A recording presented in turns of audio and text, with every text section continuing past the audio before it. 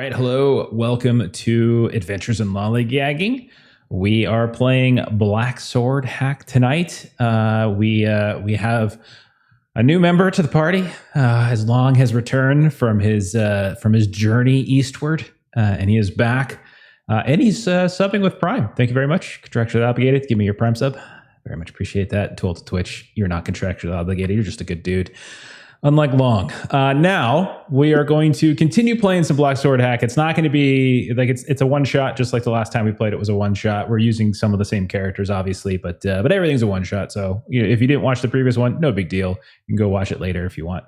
But yeah, we're going to get going with that. If you missed the last stream where we talked about Black Sword Hack, and if you're unfamiliar with the game, it is a rules light OSR style of game. Yeah, it's built off of Black Hack. If you know what Black Hack is, designed by Kobayashi and put out by the Merry Mushmen. So if you're in the Twitch chat right now, if you just want to do the command BSH, you can get a link and go get a copy of it for yourself. So yeah, if you're familiar with things like Michael Moorcock or Fritz Lieber or Robert E. Howard, that kind of stuff, it's sort of that kind of fantasy in a way, dark fantasy, weird fantasy, that kind of stuff. Now tonight we are doing a kind of a riff on a scenario from the Dissident Whispers anthology. I can't say which one, as it will give some things away. So I have retitled it just for stream. But if you're watching this later on YouTube, check the notes. I will put a link to Dissident Whispers, and I'll say which one of these scenarios it is. It's been slightly tweaked, but most of it's the same. So. And Dissident Whispers anthology came out a couple years ago by, I want to say, Tuesday Night Games, the same folks who publish Mothership. I think that's right. Okay, so £! Spoiler. You're Steven's being a troll.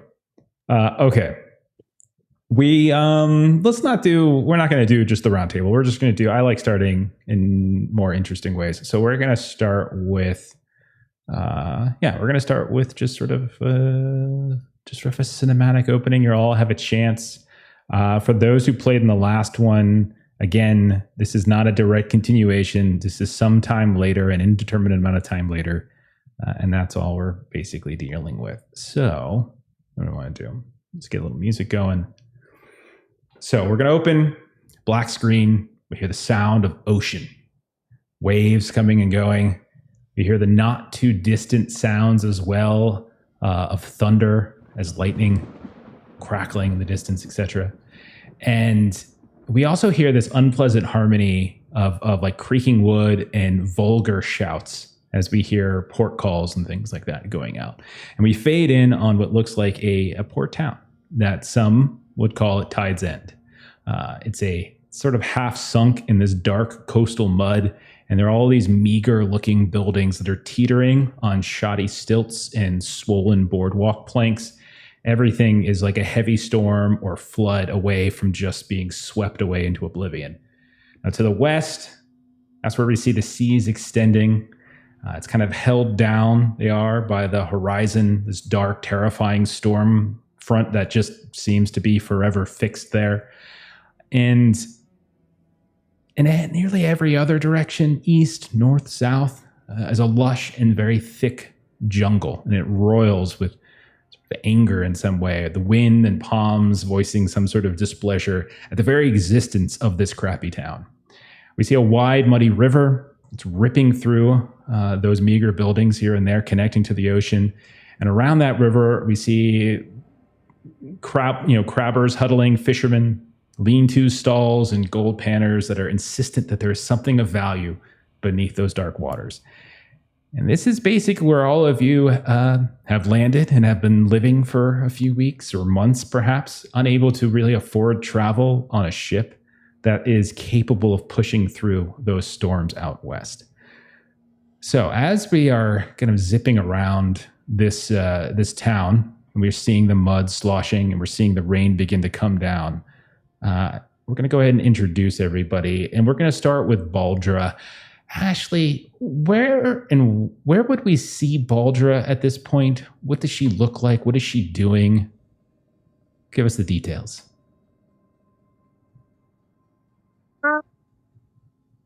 So Baldra's odd, right? Sure. So she's kind of not interacting with anyone, and she's just kind of creepily standing behind things, near things, just watching more than anything. And then her characteristics that are really noticeable about her is she has vitiligo. So she's lost pigment in certain parts of her skin. So specifically, like her right eyebrow and eyelashes are like a very striking white. And it's in her hair as well. And she's got really high-waisted pants this time for some reason that she's wearing, strapped tightly with a belt, and then just like a kind of a trench coat sort of thing situation. And Baldra will she's just watching, always watching. And yeah, just being weird, kind Okay. of creepy, off-putting. You're seeing, that a rain is coming down, but that is not uncommon. It rains here all the time. But it's not a refreshing rain. It's very humid here. It's very kind of thick with heat.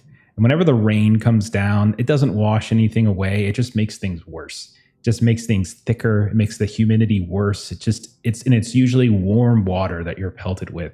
And you see a handful of folks that are running to various awnings trying to get underneath it. You can hear people shouting from inside some of those buildings as their roofs are just are sieves basically as the water drips down. We're going to pan over as we are going to check in on Scud. What is Scud doing? Where do we see him? What does he look like? What is he doing? What can you say about Scud? He's a man of few words. Not that he doesn't talk much, but he just has a very small vocabulary. He has no hair, not even eyebrows, nothing on the chest or head, but he is constantly oiled down to show off the definition of his massive, massive muscles. He never wears a shirt. I doubt he even owns one. He does wear pants, but he never skips leg day. So his calves have ripped those pants to shreds. They're basically shorts now. He would be working out absolutely right now. Rain is a good time to work out because it keeps you cool and you can exercise even longer. Sure. Now there's probably more than a handful of very thick muscled stevedores around here and such, and dock workers that might be working with you here and there. Some of them are actually doing port work, moving crates, barrels, loading things into these smaller fisher skiffs that skirt up and down the coast. There aren't any big cross ocean vessels here currently. It's mostly everything's just local and coastal. But you're able to get a workout in with them here and there. We'll continue sort of traveling across this town a bit, and we will check in with Lark Tanley. Melissa, where is Lark currently? What does she look like now? What is she doing in the middle of this rain and like this late morning, early afternoon?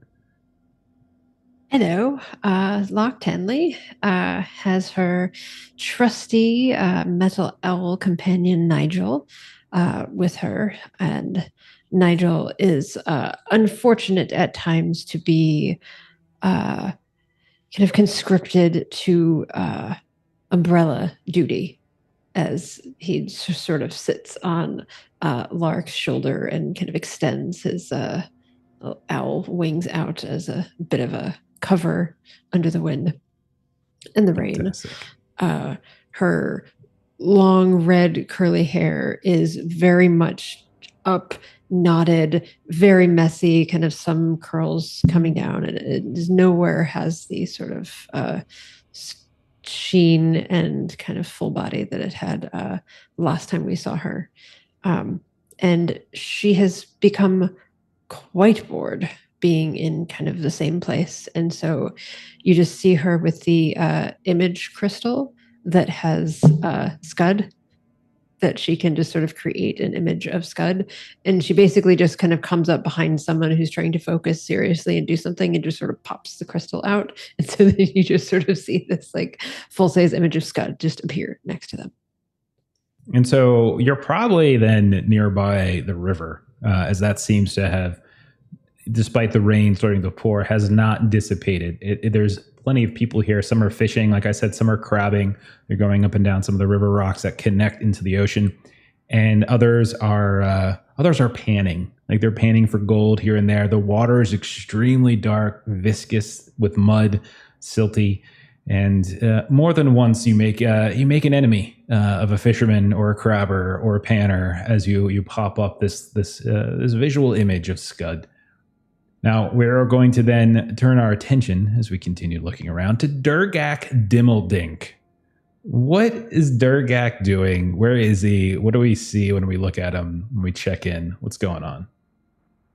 Yeah, so Durgak is still dressed, as he's most comfortable. He's just got like a plain off-white tunic. He's got some breech pants, really worn shoes. He's loading some objects into like a burlap sack, which then he slings over his shoulder. And he's just kind of walking around trying to find any way to get back to his home and to his farm because, like, y'all are just too intense. Like, he's not living this. He's not about this kind of life.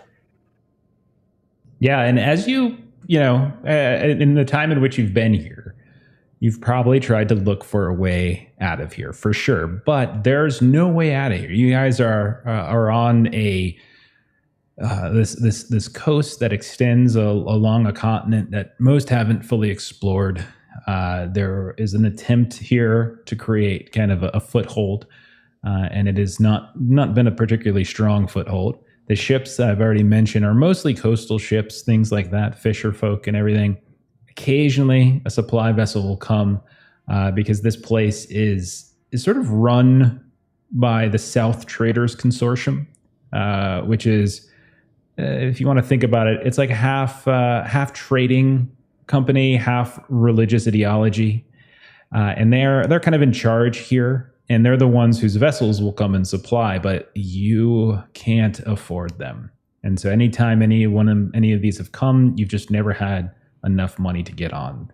And so it's either just sit in the town, do your thing, or try to find a way to make enough money to get on one of those vessels.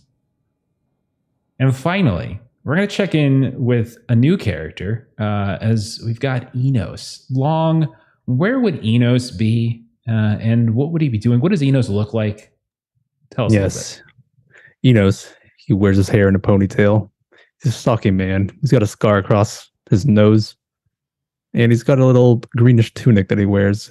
It's pretty worn. It shows his abs. And he's got a unsheathed sword. And he's going around the docks looking for people. He'll try to help people for a quick coin, for a quick meal. So as you move up and down, you're trying to get a meal from folks? Is that what you're doing? Yeah, just like trying to assist them, like moving a box for a coin so I can buy something later. So you're basically just doing like various work, whatever you can get, a coin for this, a coin for that. And if you're doing the dock work, that's fine. It's essentially what a lot of folks do. They either do dock work or they try to do scout work, stuff like that, as they're trying to blaze trails, things here and there. Now, as all of you are mingling about the town and doing various tasks or resigning yourselves to sitting within this warm rain, you see that there is a stir that has begun to grow over by the river. Lark, you being next to the river, would see it immediately. As you watch, Lark, there are several gold panners that are gesticulating wildly and shouting, and they look like they've caught something. But as you kind of get a little closer and peek over and see what they're doing, you can see that they are currently dragging not one, not two, but 5 separate corpses covered in mud out of the river. And you can see that there's a handful of other items that they're dragging out as well, like a tarnished goblet, what looks like a broken tablet, and various like weapons and things that were attached to them or maybe ripped from some packages or some bags that they carried, but they're dragging them out. And as you're watching, Lark, you can hear the shouts are starting to cascade throughout the town. And so everybody else, Enos and Durgak, Scud, Baldur, all of you will eventually hear this sort of big commotion. Now, this isn't the first time this has happened. In the last few days, they've been fishing bodies out of this river that have been washing from deeper into the jungle down towards the coast where this town sits. And every time one of these bodies has been fished out, you've seen a group from the South Traders Consortium, which is the only nice building, led by a woman by the name of Sister Mirabelle, who is half accountant, half priestess. You can see that she leads this group over, just like she is now. Two of them are holding up these competing umbrellas to keep the rain from falling on her. And you can see that she's looking with a great deal of consternation at these bodies. For those of you who've been paying attention, there's been about 12 bodies now over the course of the last couple of days that have shown up. And after a few minutes, she's like, you can see her head. She's kind of looking around, scanning the crowd. And that's when she sends some of her goons out and they start, pushing people away, like, get away, nothing to look at, nothing to see here, move along. But she turns her head and she stares Lark directly in the face. And she says, "You, come here. You and the rest of your brood, where are they? The one who's always talking about his legs, and the weird one. And then the other weird one." Yes. And so Lark can do something that Melissa can. She just kind of does the fingers in the mouth whistle. I'm going to need you to actually do that. I'm sorry. Go ahead and give that a go. Blow your mic out completely. Fail hard at that one. You just hear that shrill whistle that just, kind of very much, that she is calling everyone over. Scud hears it and perks up like a golden retriever. He's like way away and he just happens to hear it. It's like a dog whistle. He can hear it from us. Okay. Does everyone respond, or does anyone respond in a way that is particularly interesting? Baldra just kind of somehow manages to stealth up and then makes a point of standing behind Lark and then just creepily sidestepping so she's standing next to Lark. Oh, dear God, I am the one with the crystal that pops and appears. It is not supposed to be an actual human that pops right behind me. You summoned Baldra? Yes, yes, indeed, I did. Has everyone else joined yet? Yeah, Durgak is just gonna casually walk up, oh, what do you want now? Me as well. I move my last box and show up. Okay, yeah, very professional. Scud will do lunges the whole way there. Just the whole.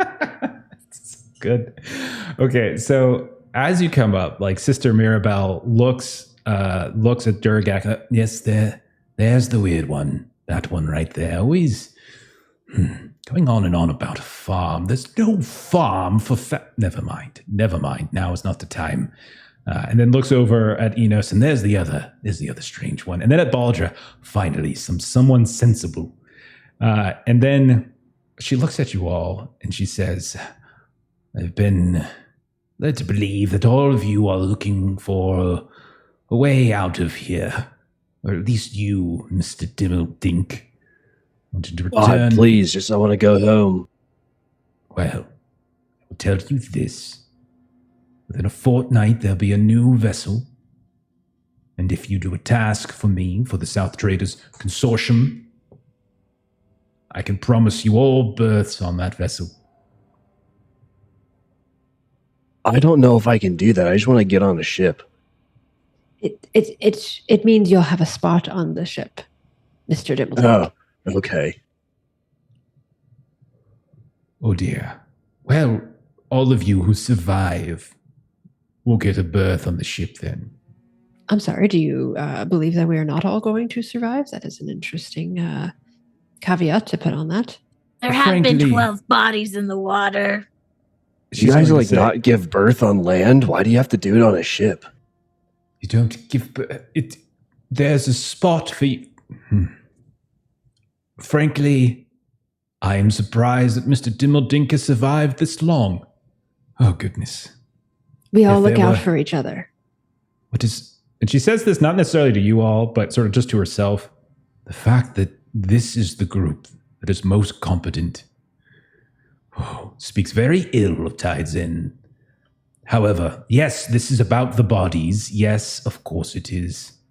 Do you all know where they're coming from? She kind of looks at you.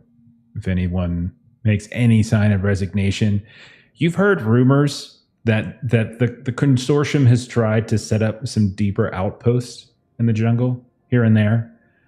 No specifics. Like there's been people who've come and gone every now and then some folks who are there at the consortium's hall, and then they're gone and no one sees them again. Sometimes various crates and various packages just show up on the consortium's halls, and no one really knows what they're filled with, but they know they didn't come on a ship. So there's different rumors that there's there's an outpost or two out there deeper into the jungle. Are they your men? Yes, they were. Yes, they were. Now, Mr. Enos, Mr. Gimmeldink, Stanley, Boldra, Scud. It's good. Scud. Oh, goodness. The task for you is a holy mission of property recovery. You will be working as contractors for the consortium, but not as members of the consortium themselves. You understand this? You are to head upriver, follow it as far as you can. Eventually, you will find the outpost from which these bodies came. Now, the place had 18 personnel. 2/3 of those personnel have washed down here, which means that there are still at least half a dozen more, if our numbers are correct, that are within that outpost. But even more importantly, the scores of artifacts, treasures that they've recovered from various abandoned and sunken treasures out there in the jungle. They have not yet brought them down here. Our next vessel was going to bring some machinery to help us move up the river so that we can recover them in greater ease. Your job, now that you have accepted it, is to head upriver, find the outpost, recover as much of the loot as you possibly can, and return with it. Simple, easy, no problem. Yes? I must inquire if the worth of these physical items is such that you have already risked the lives of 12 of your employees. It would appear that our contract for this should be quite handsome, as they say. As I said, there will be berths for you. There will be a space for you to travel on the next vessel so that you can leave this accursed place. As far as I can see, there is nothing more valuable than escape. Would you disagree? Escape No. with an empty pocket is a little bit of a... We would gladly like to leave. Well, Miss Boldra, if you venture out there, recover some of the treasure that we are looking for, and return safely, having not manhandled or broken it in any way, then you can rest assured you will be allowed to leave.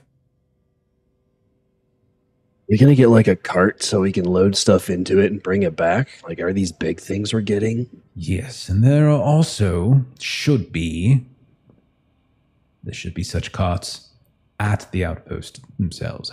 After all, how do you think they recover and return those artifacts from their sources into the outpost itself? I mean, they don't, because they're all dying.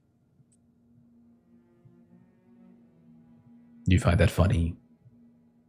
No, I find the fact that we're going to leave here with beds but empty pockets a bit not to my liking. Roll a charisma test, Lark. Let's see how you do. Remember, this is a roll under. So that's like literally roll under. That's what we're looking for. I rolled a 10 under 12. Okay. Fine, Miss Tanley. We will give you a percentage of the treasure that you return with. After valuation, we will give you 5% of the treasure's value. Each? No. I will give you then 8% of the value that you all can divide amongst yourselves. 8 doesn't As go into you see 5. fit. Mr. Gimmeldink, if you could be so kind as, do you see that rock over there? Could you go pick it up and bring it over there? Well, I guess. Can you watch my satchel? No, I cannot. Fine, jeez. Do we have a deal, Miss Tanley?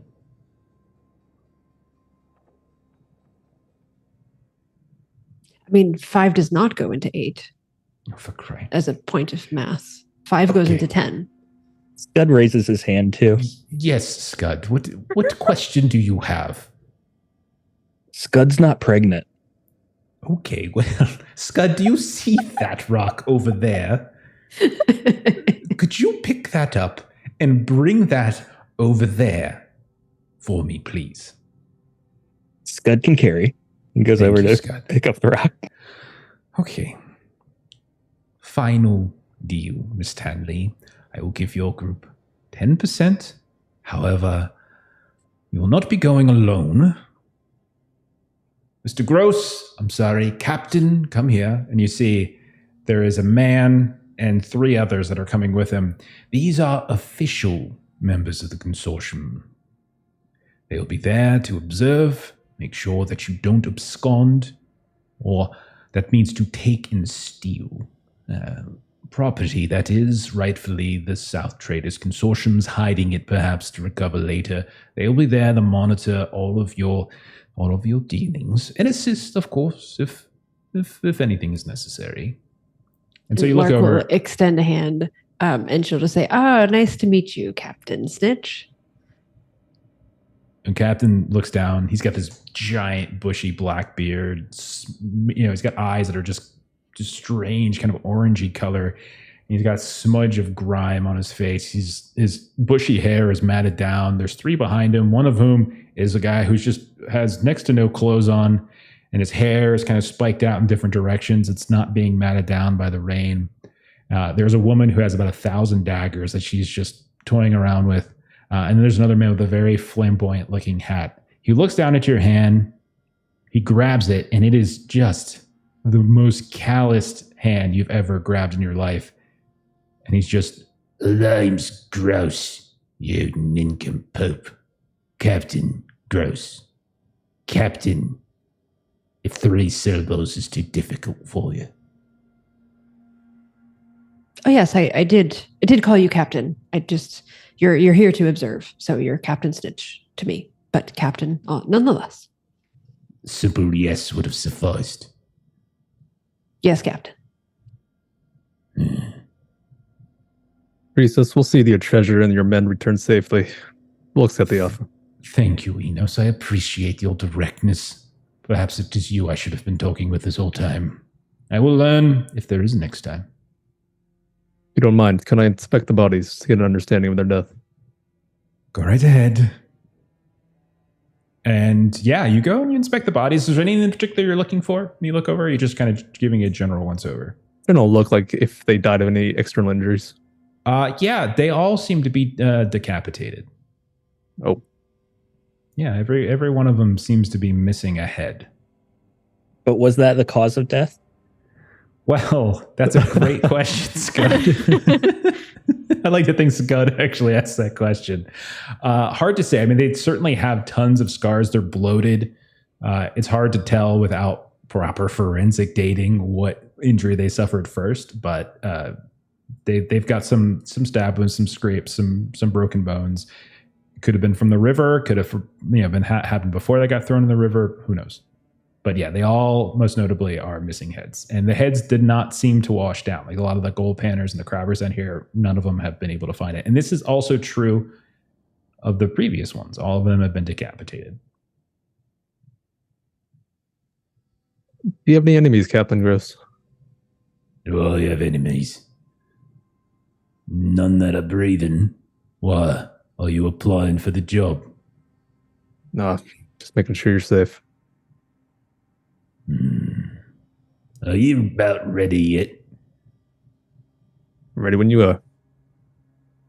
So, Scud and Durgak, have you finished moving the stone? Durgak's going to drop his in the middle of the path that people walk and carry on with the group. Just splashes mud, is it? Okay.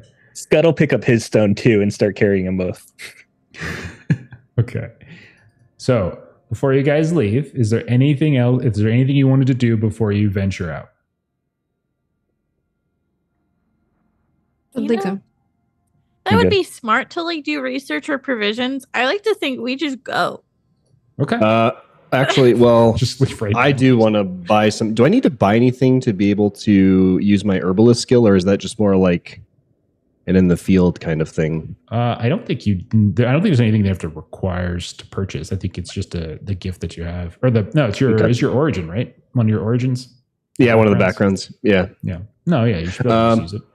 Okay. Are there healing potions? I was trying to look under the items tab. I just see basically weapons and maybe gifts. No, I don't think there's healing potions. No. Okay. All right. Could be wrong on that, but I'm pretty sure there aren't. No worries. Then I was just trying to find how to spend these 25 coins, but we're good. There might be something under like Twisted Science or something that I don't recall, but I don't think there's just like purchasable potions and things like that. Okay. Anybody else? Nope. Okay. So then you all get together, put down your rocks, get your things, and you start heading out. Now, the idea is to follow the river as long as you can go. It's a winding, circuitous river. It's dark. It's thick. You can never see the bottom. It's not rushing, but it is not moving at a sort of a leisurely pace. It is somewhere in between those two concepts. And as you're walking, as you're traveling amongst yourselves, you can definitely get the sense that every now and then something seems to disrupt the current, and you can see that as if there's something folding over, maybe an eel, maybe a crocodile. Not entirely sure, but you can tell that it is not without there being something swimming about inside. Now, the jungle is relatively unforgiving. Each step is muddy terrain, and your boots sink. They kind of cling into the mire, sometimes almost plucking as you try to drag it back out. Rain is pouring relentlessly, and it's just like a constant drench. And then you have these irregular intervals where it just doesn't rain at all. The humidity is extraordinarily thick. And more than once you can see like the palms, even when it's not raining, rustle, and you get the feeling that there might be something following along or like scouting you, looking at you here and there. The jungle is certainly known to have a significant number of very dangerous creatures that have come and gone. Oh, we lost Steven. Let's see. We lost Steven for a bit. We're going to keep playing because I think he's going to try to reconnect. So apologies for the ugly overlay and that Ashley's head is cut off, but we're going to go for it. So you kind of doesn't mind. So you keep pushing and pushing, and what we're going to do is we're going to treat this a little bit like the travel, like a skill endeavor or like a delve from heart. And so what that basically means is like as we push further, each step we push further, obstacles will pop up here and there, and then someone will take the lead and try to describe how they go about overcoming that obstacle. Does that make sense? Yeah. Yep. That's what she gets, Chuck. She just, Ashley just, she always has these ideas, and she's always talking about being weird and being creepy. And this is what she gets. She gets her head cut off. And it's only half of her head anyway. Okay. Oh, is that why Steven left? Chuck showed up and he got all nervous. Okay. So as you guys are pushing forward, like I said, the river itself, it's undulating, it curves. You see it has like these huge banks that occasionally you can see fall into the river itself, and then there's all these other hills that sometimes you have to climb and circumvent as the river's coast, the banks themselves are too treacherous. As you're going over one of these, you can see from up above where like a bit of a waterfall is coming down and kind of connecting a higher level of the jungle where the river is to the sort of the level in which you're traveling. You can see that the cliff just begins to collapse, just fall as the mud begins to slide down vertically, and it comes rushing in your direction, sweeping down. You can see it taking out trees as it's moving.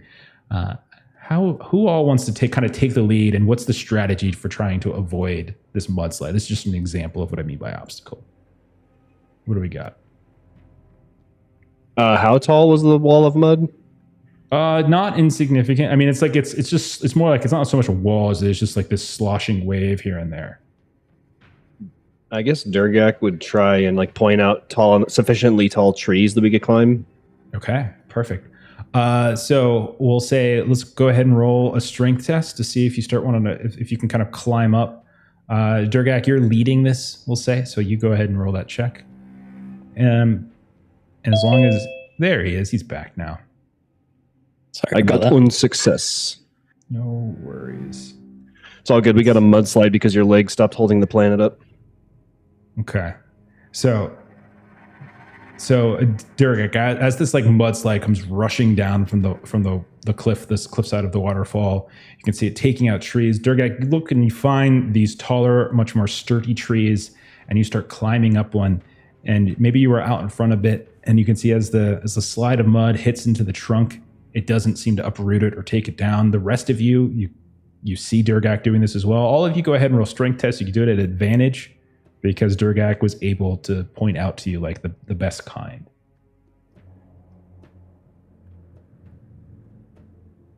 Success, 8 under 10.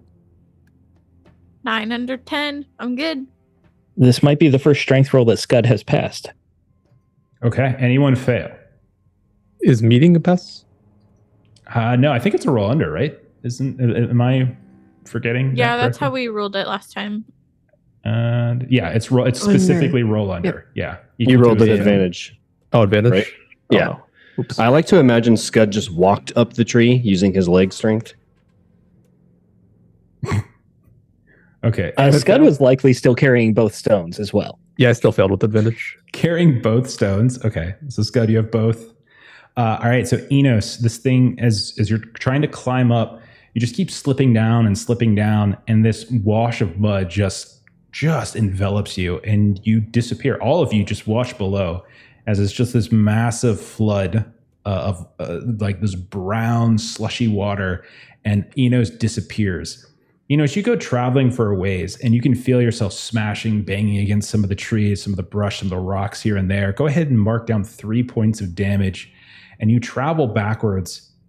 It has to be almost like a quarter of a mile before you're able to grab on to something a little bit more sturdy and climb up a little bit. And you have little bits of blood here and there mixing with the mud itself. But you are okay. You look down at your packs, your things, and you think everything's there, at least everything's supposed to. And after a little bit of time, probably about 45 minutes to an hour of you all just clinging to these trees, eventually things kind of die down and you're able to climb back down. Can I make some, or roll the d6 to make some healing bombs for Enos once you find them? Yeah. So Cool. when things have settled, you come down, you go over to Enos, you see he's got like 100 bumps and bruises and gashes here and there. I got 5 bombs. Okay. They do 1d6 per healing plus level, and I think we're Okay. level 3. That is correct. So go ahead and roll a d6 plus 3 Enos, and that's how much you can of the damage you just took that can heal. Okay. Whoa, man, you got to watch out for that moving dirt. You all good? Yeah, this tree was slippery. So you just start applying the little bomb and everything. At a certain point, as you guys are sitting there healing up, Captain Gross, away moving or not? Come on. Do you know how to sail on dirt? Do I know how to sail on dirt? Yeah, you're like a captain, right? It's just the start. I'm not a captain of a ship. Oh, I thought that title meant like you could pilot a boat. No, I can't pilot a boat. Do you see me on a boat? What good would a boat captain be in the middle of a flippin' jungle? Well, maybe you guys do like community service or something. I don't know. Community sip. If you're done kissing his boo-boos, can we get moving? Jeez, all right, let's go. And so as you guys were lingering around healing, he and his others, they've kind of scouted up. You're starting to go up this now. It's actually a much more gentle slope as the mudslide has actually created some pathways up that wasn't there before. And as you travel around for about an hour, it's starting to get darker, but you're not sure if that's from more of the thunderstorm rolling in. Scud, you're doing great with your two boom boxes. You guys come to this gorge, and on your east you see this, like the river's extending out a ways, but then to the north, as you're trying to travel a little bit around this big bend, there is this gorge that seems to be traversable, but you see this long, ropey, partially collapsed bridge here and there that extends to the other side. It's only about 20 feet wide or so. And you can see that already on the other side, the woman that you had met, one of Captain Gross's, like the mercs with him, is kind of sitting there waiting, kind of flipping, the dagger around. Who wants to? So as you try to cross, so like the next obstacle is crossing this thing. You look down the gorge, and it's probably about a 40-foot drop into really rocky terrain. And you can see that in the midst of that rocky terrain, there is like this small, muddy tributary that seems to connect to the river off to the east. How would you all like to go about trying to get across? Do you want to traverse the rope bridge? Do you want to climb down, climb back up? Do you want to navigate and find a different route? What would you like to do? So, at this point, Lark is going to speak up, and she's going to be like, all right, everyone, I do believe that this is an opportunity for our good friend Nigel to go ahead and find us the best path across this rope. How about it there, little friend? And she'll kind of set Nigel down. As a reminder, Nigel is her metal owl little friend that she has as an inventor. And so she's basically going to send Nigel out to kind of tell us which, step over here, step over here. Okay, so you want him to like navigate. You want him to essentially observe, find the safer planks, and Yep. Okay, so he's like he flies underneath as well. Okay, let's roll. Let's call it like an intellect check, as sort of assessing the structural integrity of certain aspects of the bridge as you move across. Okay. And you can just roll it with your stats, obviously. Yes, the floor is made of floor here. How much Nigel knows about architecture? I don't know. 10 under 12, success. Apparently a decent amount, as Nigel is able to pinpoint that along the way, there are 3 what looks to be swollen planks, meaning like they've just been belted more than others with rain, or they haven't handled it as well. And they look on verge of just ripping apart, just splintering apart because of it. So everyone go ahead as you cross, make a dex test. As you cross, you get advantage, as Nigel has given you all a very easy way across. Scud is swole. I don't know, Scud, do you want to carry both of those rocks across? Absolutely. Oh, God. Okay. All right. So I see a success One's for good, Durgak. right? 1 is a critical Pass. success. Yeah. Baldra goes up in front of everybody. Everybody watch. And then she creepily goes underneath the bridge and just scuttles across to the other side. What is wrong? Like a spider? Yeah. Kind of Oh like, my I'm God. thinking like Grudge Girl. And she. I'm thinking of the trolls from Willow, the movie, not the TV show. Is anyone? Oh man, why I'm did I thinking make of- the reference? is it- Why did is I it- do that? Una from Disenchantment. Is it Oh, what? Stepmom Una from Stepmom. Disenchantment? Yeah. That's the vibe that I'm getting. That's great. Okay. All right. So, Baldur, you get across. Anyone fail? I can't mimic that, but I'll just walk across. I passed. Okay. Yeah. It's a very tense travel as it sways here and there. Everyone does it like one at a time as you're afraid that the weight is just too much. Scud, more than once, you take a step and you've got those heavy stones on either shoulder and you just creak down. You see the rope begin to unravel here and there every now and then as you take a couple steps. A gust of wind, Enos, as you're traveling across, suddenly makes the rope bridge swing a bit to the left and then back to the right. Lark, as you're traveling, you look down briefly, you see one of those swollen planks just explode, burst open. You can see all these different shards start flying up into your eyes and down below. And as you track the fall, you can see it lands. A chunk of this plank lands in that stream, and this large brown crocodile, just its maw opens up, and it's just pink and yellow.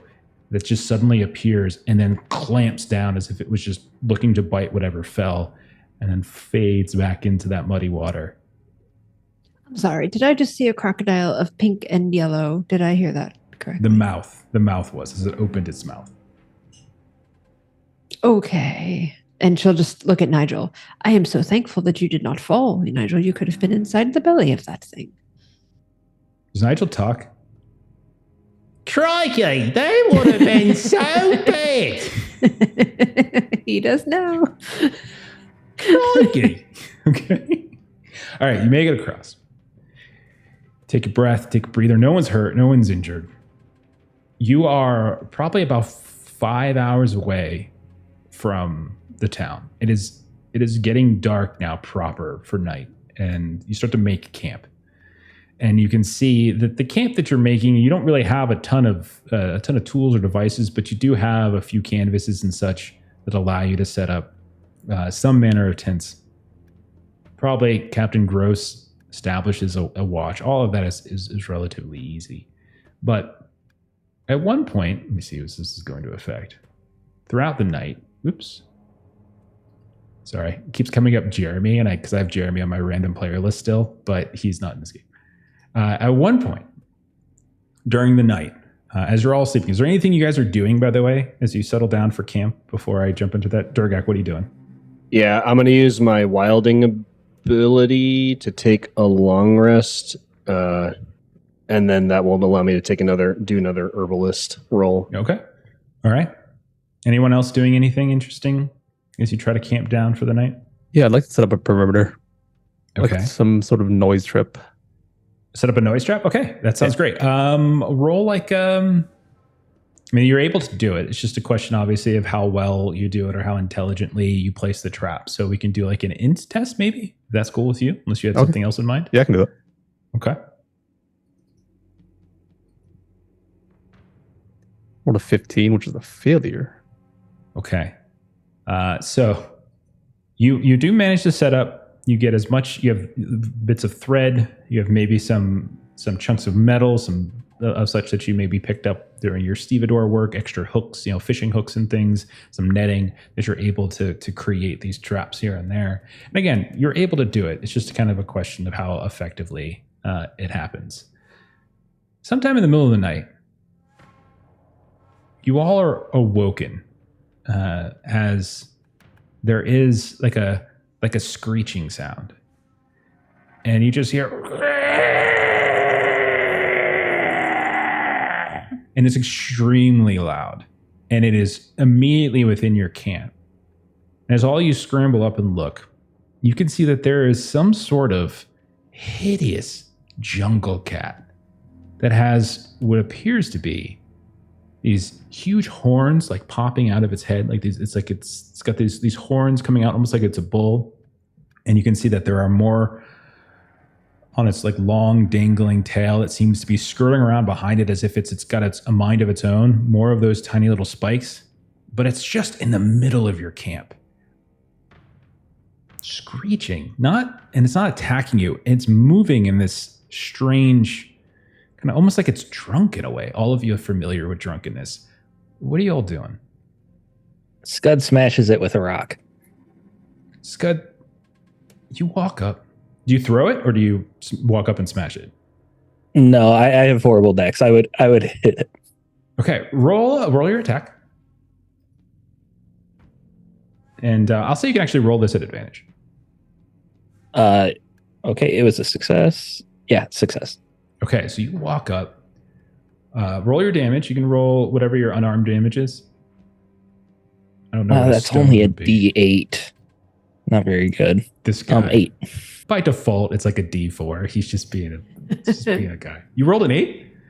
I rolled max damage, yeah. You take the stone and you just hear this horrible crack as the stone goes directly through the spine of this creature, and the torso explodes. And viscera just erupts everywhere. Anyone within 10 feet gets a little speck here and there. And it lies there on the ground, no longer screeching. But Scud, as you're standing there, you don't hear the screech anymore.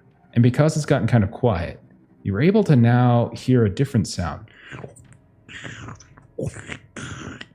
And you watch as there's this series of sacks that seem to be pouring out of where you smash that stone begin to erupt. And 1,000 strange insects, these motes, just begin flying out and swarming over top of you, beginning to prick and bite. Go ahead and roll a contest. Constitution. All right. Constitution. Pass. Okay, you're able to they're biting like 100, like you're getting like 100 bites, and you're able to sort of withstand it, but you can see that blood is starting to pour here and there. The rest of you see him being swarmed now, and he's smashing himself here and there trying to kill some of these bugs. What do you guys do in this moment? Is it still raining? It's always intermittent, so it always comes and goes. And I'll say high or low there, Enos. Hi. We'll say right now, it is in fact, there's a slight drizzle. Doesn't seem to be immediately affecting these creatures, but there's a slight drizzle. It's not overwhelming though. But like, where is everybody in relation to the campfire? Close enough. You're all within a step or two. It's fine. Like, we don't have to be too specific with it. Okay, that's bad. Then I won't do what I was thinking. And I would say if it's a warm place, the fire is more about deterring things than it is about warmth. Keeping bugs away. Yeah, keeping bugs away, exactly. I would say you're all probably at least nearby, which is, within, I don't know, 10 feet, 15 feet, something like that. Anything like that. Why? What are you thinking, Ashley? What do you want to do? I have a spell. It's called Feeding the Fire. I make an existing flame burst by feeding it with my anger. It deals D6 damage to all nearby targets. Okay. So if Scud is near enough to this, well, you could always tell him to go to the fire. You could always tell him to do that. Scud, I could kill the bugs if you go near the fire. Not in the fire, but nearby. Scud can burn. And It goes may towards hurt the fire. you a little Okay, bit. Scud goes stumbling over towards the fire. Balger, you're going to roll go ahead and try to roll. Okay. I rolled a 3. Yeah. Casting was a success. So for Ashley, it's an int test to cast successfully. And so you have successfully cast it. And so read a description of the spell. I need a D6. So the description is make an existing flame burst by feeding it with my anger. Inflicts D6 damage to all nearby targets. Okay. So go ahead and roll your D6 for damage. And then 5. also I don't know if it factors into it, but Scud is oiled up. with actual flammable oil, Scud is the dumbest person. He just coats himself in motor oil. I always thought it was like canola. That was like it was body oils, I thought it was like scented coconut oil. oil or something. No, it's motor oil. Okay, so Balja, what do you scream or do? How do you express your anger in getting this fire to burst? What do you do? So Baldra really dislikes bugs. So this is kind of like a knee-jerk reaction more than anything.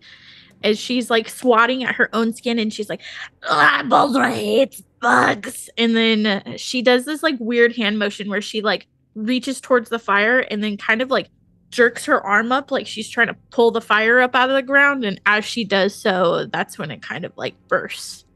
And so it did 3 points, you said? 5. 5. Okay, Scott, take 5 points of damage. That's the bad news. Oof. The I good do news apologize. is that the swarm is half burnt by this burst of fire, and the other immediately flees at the sudden expulsion of this fire itself. So you're no longer being bit by these things, and because you've succeeded at the Constitution test, you didn't get affected by their bites, but you did take that 5 points of damage. You can see there's some scorch marks here and there, but ultimately there is now a destroyed corpse of a very large jungle cat of some kind. And you can see that there's some bites here and there, some burnt up motes that got caught by the fire, and the rain is still kind of coming down. Anyone do anything else? Scud, when he sees that fire burst up, he goes into primal instinct and just stops, drops, and rolls. Okay, stops, drops, and rolls, covering yourself in the mud of the ground. Okay. Lark, when she saw like the whole swarm of things, like she just kind of like jumped up out of her like bedroll or whatever, grabbed her Inquisitor sword with both hands, and is just wildly like flailing over her head, like running after. Managed to like hit one with like the blade side of it, cutting a little tiny. They're actually not that small. They're actually fairly big. These motes that burst out and Scud. All right. So for the rest of the night. And that Enos, by the way, had you passed, that bursting would have happened a little bit further away from camp. Morning eventually comes. It is extremely hot, although you can't really get a ton of the light because there's this canopy overhead that's covering you. You nonetheless feel like you all are sweating fierce. You're pouring in at times, and you travel for a bit, about 2 or 3 hours into the morning. When you come across this, you almost lose the river for a little bit, as there is like a morning mist that crops up, and you find yourselves blocked off from it for a while as you see this nigh impenetrable thicket in front of you. It's just extending, kind of blocking the route. You either have to go back and backtrack and lose a few hours of time, or you have to try to push through. And as you come up to this thicket, you realize that it's a very dense shrubbery. And not only that, but there's a series of thorns here and there. There are plenty of like these large palms, these sort of gnarled looking palms that are scattered about this thicket for a very long way. But you can tell that like it's really going to slow your movement, and those thorns can make it kind of painful. So what task do you want to do here? How do you want to handle this? Do you want to go back? Do you want to try to push forward? What do you think? I'll take the lead on this. I'll cut us through. Okay. So you're going to step up and just you have a sword out of some kind? What do you got? Yeah, I've got a little dagger. You got a dagger? So you take out a small dagger and you start hacking away with this dagger. All right. Go ahead and roll an attack. Durgak's going to hand a healing bomb to Scud and be like, yo, like, you got to be careful around fire, even when the crazy witch lady's trying to blow up the camp. Baldra just hisses at you. I'm going to enable my Doom die here. Okay. So what call Long upon is Doom. Yeah, so what Long is doing, one of the things you're able to do in this game is you can call upon Doom, which effectively means that you automatically lower your Doom die by 1 step. So the default start of a Doom die is D6, so he goes from a D6 to D4, which means that he can roll that Doom die and then subtract the result of what he rolls from his test, making it more likely to succeed. So how'd you do, man? I got a 6 on the D6. And then Fantastic. subtracted from a 7. Oh, does that make it a 1? It makes it a 1. Yeah. I don't know if it That needs counts to as be a crit, natural. though? I don't know. That's not That's a natural. great question. It's a great question that I don't know the answer to. I think It's probably natural not, yeah. is a crit. The little yeah. sheet says not natural one natural. is a crit Yeah, yeah. success. Yeah. Okay. You still do surprisingly effectively with his dagger. Despite the fact that sometimes these branches, these thorn-covered branches are just too much for you, you are able to maybe bypass it a little bit more easily with a tiny little dagger. More than once, you feel something thrown down at you from above, and you see like this kind of coconut-like like this material. It's not quite a coconut, but it's gnarled-looking, hardened rock, like from above, like this hard-covered fruit. And you look up, and you can see there's these series of monkeys that are kind of throwing stuff down at you guys as you manage to try to push through the thicket. But because you're able to carve a path, it makes it like you guys are moving much more quickly. So everyone go ahead, give me a dex. You can take advantage again because Enos manages to carve a decent path. Monkeys are assholes. I agree, John. Success. No, I like the monkeys are just so cool looking. I hit my head on a branch.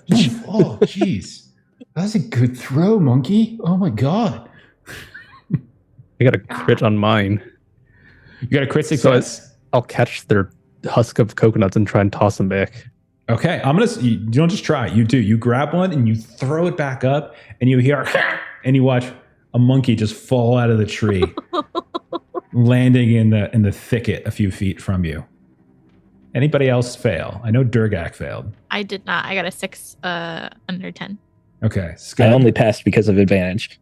Okay, Durgak, Same. go ahead. So you guys are moving through it, and Durgak is for some reason getting the lion's share of the attention from these monkeys that are just constantly throwing these hardened coconut-like fruit at him. Takes 6 points of damage. As by the time you push through this thicket and get into a clearing, you have about 100 bruises on your face and on your shoulders, on your arms, as you just were getting pelted the whole way. The rest of you kind of kept it a little bit, you were a little bit closer to the ground, or Scud just looked too intimidating, whatever it might be. I think monkeys just hate the smell of cabbage. That could be it. They probably also know what's in the backpack. It is, yeah. And they're probably like, they do it if he does it to rabbits. When you get into the clearing, however, you can see that up ahead, there is, I'll say, Enos, you're in front still, because you kind of led the way. You can see that in the middle of the clearing, there is this bat-like creature, for lack of a better term. As you can see, it's, roughly your size, maybe a little bit taller. It's two-legged.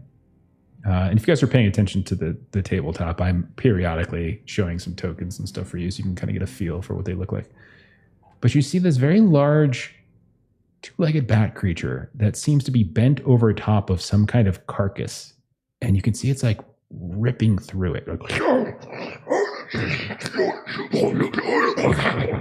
Hasn't quite noticed you yet. As it's busy, I'll try to sneak up on it and see if I can take it out quietly. Okay.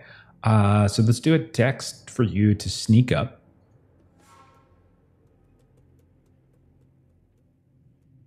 And 4 on the deck, so it's a pass. Yeah, so you pass, you get up close. Yeah. Go ahead and roll your attack. And I'll say that because it's like you're effectively, ambushing here. What I'll say is, I'm trying to remember if there are specific ambush rules, and I don't recall any, but we'll say roll your attack with advantage. Okay. 3 is a pass. So I do have Assassin as one of the backgrounds. Okay, fantastic. So that'll give me 2d6 plus my level of damage. All right, roll that 2d6.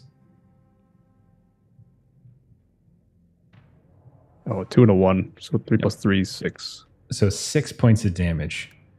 Enos, you come up this thing. You're very, very quiet. The rest of you who are just coming through the thicket, you now see Enos sneaking through this clearing up to where this creature is, feeding on some other carcass. And you watch as Enos stabs into him with that very dagger that just led the way through the thicket and just twists and turns on it. And the creature arcs its back, its wings go wide, and it lets out this deafening scream. So I need all of you to roll a contest, as I would do the deafening scream on stream, but I don't want to deafen the audience. But it's really bad. So that's the lolly on the lolly die, which is That's a crit fail. crit fail in this game. Oh, no. I failed. Normal fail. I also failed. I passed. I got a 5. Okay. I also passed. All right. Those of you who passed, you're good to go. No problem. Okay. Those of you who failed, you take 4 points of damage as your ears begin to bleed, as your senses become overloaded and your eyes start to water, and you instinctively shut them and cover your ears. Anyone who failed and attempts to attack this creature, you're going to be doing so at disadvantage, as you can't really hear currently and you're having trouble seeing. Those of you who passed, you're managing to keep focused, no issue. And so let's go ahead then, since initiative has begun. Enos is gone. The creature went. So we're just going to flow into this normally. So Enos went, then the creature just went. And so now all of you can go. We don't need to roll anything special. Let's just do it that way. So Lark, Scud, Durgak, or Baldra. Lark I'm- crit failed. go ahead. So I'm kind of going to say that she's just going to be like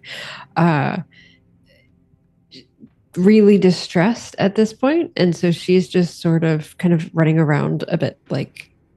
Roll your Doom die too, actually, that you crit Oh. failed. Yeah, roll your Doom die. And remember, if you get a 1 or a 2, it degrades. 1. All right, so it degrades. That's the crit fail result, basically. Okay. So Right. it's like she's looking at this thing and it's got wings like Nigel does, but it's eating something and is attacking something. And so she's just like kind of out of her mind a little bit, like taking the time to like yell at Nigel, like, you would not do that. That is not something you would do. You would not do that. Or you would be good at it. No, that's actually what we need to do. I need to train you to do that because sometime I may need you to do that. And I don't think you've done that yet. And so she's just like off in this little tangent about like, now she's going to train Nigel to like eat things. Okay. Scud, you were saying something as well. So what are you doing? Scud is going to go berserk. Okay. The veins are going to be popping out of his head. His neck is going to be thicker than it ever has been. He's got blood rushing out of his ears, and he's going to try and smash this thing with the stone. Okay, yeah. It's not that far, so you're able to move there with your move. Make your attack. Go right ahead. I failed. Disadvantage. Yeah, so you're charging in, your eyes are watering, your ears are ringing. It's to the point now where like almost a sense of vertigo or disorientation at the very least is coming to play. And it almost seems that this thing is shimmering in front of you and you go to swing at it and you swing at one of those weird little shimmery blips as opposed to actually hitting it directly in its torso. Baldra or Durgak? Baldra uses a Scud as a springboard. So she kind of like runs up as she's following behind Scud, and then when he kind of like whiffs, she steps on his back, uses him, pops up, and then she's got her creepy little mud or blood sickle, and she's just striking down on it. That sounds wonderful.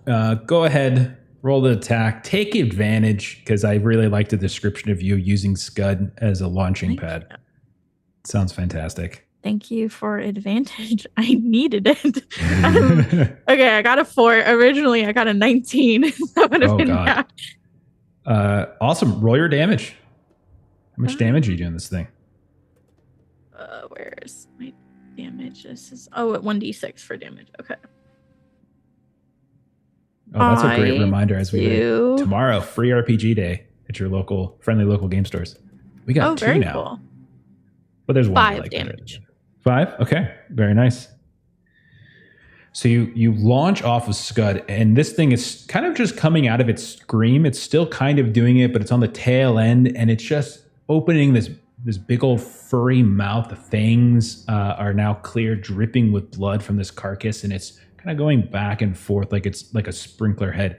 And you just clip it on the side of its face, carving right through its cheek and kind of down its chest. Blood spurts out. Some of the fur of this creature kind of gets matted a bit. It's still standing, but you just did a palpable hit, one might say. And then we'll go to Durgak. I think he's the last one to go. Yeah, Durgak will just run up and he'll take his bag from off of his shoulder and just bring it over his head and swing it straight down on top of the creature. I love it. You're using your I'm bag. counting my bag as like a war hammer, I'll take it. loosely. Yeah, go for it. Yeah, I'll do that. That sounds like a lot of fun. So it's going to degrade. Do it. Roll 17. Okay, so you start smashing away with your rabbit hammer, and like No one knows what's in there yet. Yeah. Yeah, you're hitting and hitting and hitting, but it's not necessarily like it's more harassing it than it is actually doing damage. Go around to the start of the initiative then of the next round. Start with Enos. Enos, you started the combat off, so you're in first position, so you go before it. So you can go ahead and go before it'll go. Try to get a nicely aimed strike at it. Go for Got it, a man. 2. That is a definite hit. Roll your damage. Because I have the gift of the Riddle of Steel, my weapon is a D12. Damage. I'm sorry? What? Got a D12? D12. Okay. Go ahead and roll it. I rolled a D8. Oops. No, it's fine. Still a 4. 4 points of damage. Just you don't manage to kill it. You do get a good hit into it. It is still standing, but you start slashing into it, and this thing has now suffered significantly. It's taken that hit from Baldra. It's taken Enos' initial stab and twist. A second shot from Enos now, and it is going to turn towards you, Enos. You being the one that it has suffered the most damage from. You can see its mouth will open much wider than you thought possible. Even when it was screaming, it was still just normally open, but now it almost seems to unclench it the way that a snake might. And you can see there's another set of fangs at the bottom of the jaw, and it's trying to try now to sort of like a snapping turtle, just reach out, grab you, and try to rip and cause you to bleed. You can do this. You can either try to parry this if you've got a weapon or a shield with strength, or you can try to dodge with dex. What would you like to do? I'll put the parry. Okay, go for it. So roll that strength test. Jam doesn't Got an really 8. roll attacks. That's a Yeah, I got an 8 success. pass. You managed to hold the dagger up. This dagger, by the way, has been doing some work. As you hold it up and you manage to just kind of get it up and under its fangs, dodging the fangs on your wrist, and you kind of stab it right in the under mouth, and it immediately recoils, unable to clamp down with its mouth over top of you. Turn around to the rest of you all. Lark, you're still running. Are you still running around, or you try to do something here specifically? I think at this point, I kind of took the effect last round. So I think at this point, I'm going to just kind of turn to Nigel and just say, look, watch me. This is how you do it. So I would like to... I would like to... so before, I'm going to do an attack effect. So before making your attack test, you can select to add an effect. Roll your Doom die. You know what I've been forgetting to do? What's that? Modify your rolls by the difference in your level. Everything should have been essentially basically +1 to your rolls. So I think you're right. This is a level 4 creature, so it probably wouldn't have had much of an effect. Go ahead, Lark. All right. I rolled a 2. So I was aiming for brutal, where I get to add the Doom dice results to the damage. So I'll get to add 2. So I have my Inquisitor's Longsword. And so she is going to kind of take the Inquisitor's Longsword, and she's going to kind of do where she just kind of like has it at her hip and just kind of goes running to try to stab it. So you rolled your Doom die and you got a 2, right? Yes. Which means it degrades. Oh. And it's now depleted. Isn't that correct? Because it started at D6, degraded once last time. Now it just did it again. So that means you should be now doomed. You know what that means? No. All right. So when you are doomed, all attribute tests and damage rolls are made with disadvantage until you're able to take a long rest, which you won't be doing in this adventure. Plus, you can't use actions or gifts that require the Doom die to be rolled. So if you have anything that specifically requires you to use the Doom die, you can't do it. And then after a long rest, it'll return to its maximum value. So you are doomed. Oh. Okay. That's fine. No. Okay. So go ahead and roll at attack or whatever it is you're doing, but you're doing it at disadvantage because all of your tests now and your damage rolls are at disadvantage. Okay. So melee is strength. So let me roll my strength at disadvantage, which is a miss. So you You go up there, you're yelling at Nigel to do this, and you're still having, you actually already had a disadvantage anyway from the ringing in your ears. And you're telling Nigel to pay attention. He's like, I'm watching. And you completely Just like this, whiff. right? Like this. Okay, I can do that. And you see he just swoops over and whiffs just like you. See, I did it. So I have a background Legionnaire here. Okay. So I can actually 3 times a session, a nearby ally can reroll a failed attack. Okay, Lark, go ahead and reroll a failed attack. Go for it. Just call Lark in line. I made an opening. Go for it. You really have, actually. You've been very effective. Stop it. Unfortunately, the disadvantage thing makes me miss again.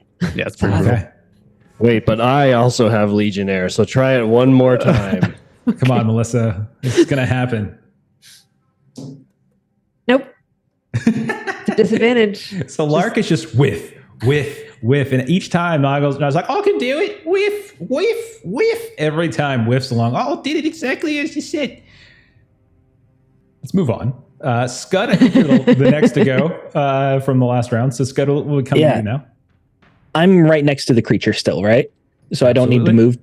That's correct. Then I'm going to tempt fate and take the same action twice. So I'm going to attack it twice, and I'm going to have to roll Doom for the second attack. Okay, fantastic. Still at disadvantage, but I imagine that I've still got these 2 stones, one of which is still covered with the gross stuff from the cat, and then the other one. I doubt you cleaned it. So dual wielding these stones, trying to attack twice. Okay. That first one was close. 13. My strength is 13, but it meets it fails. They both fail. Oh no!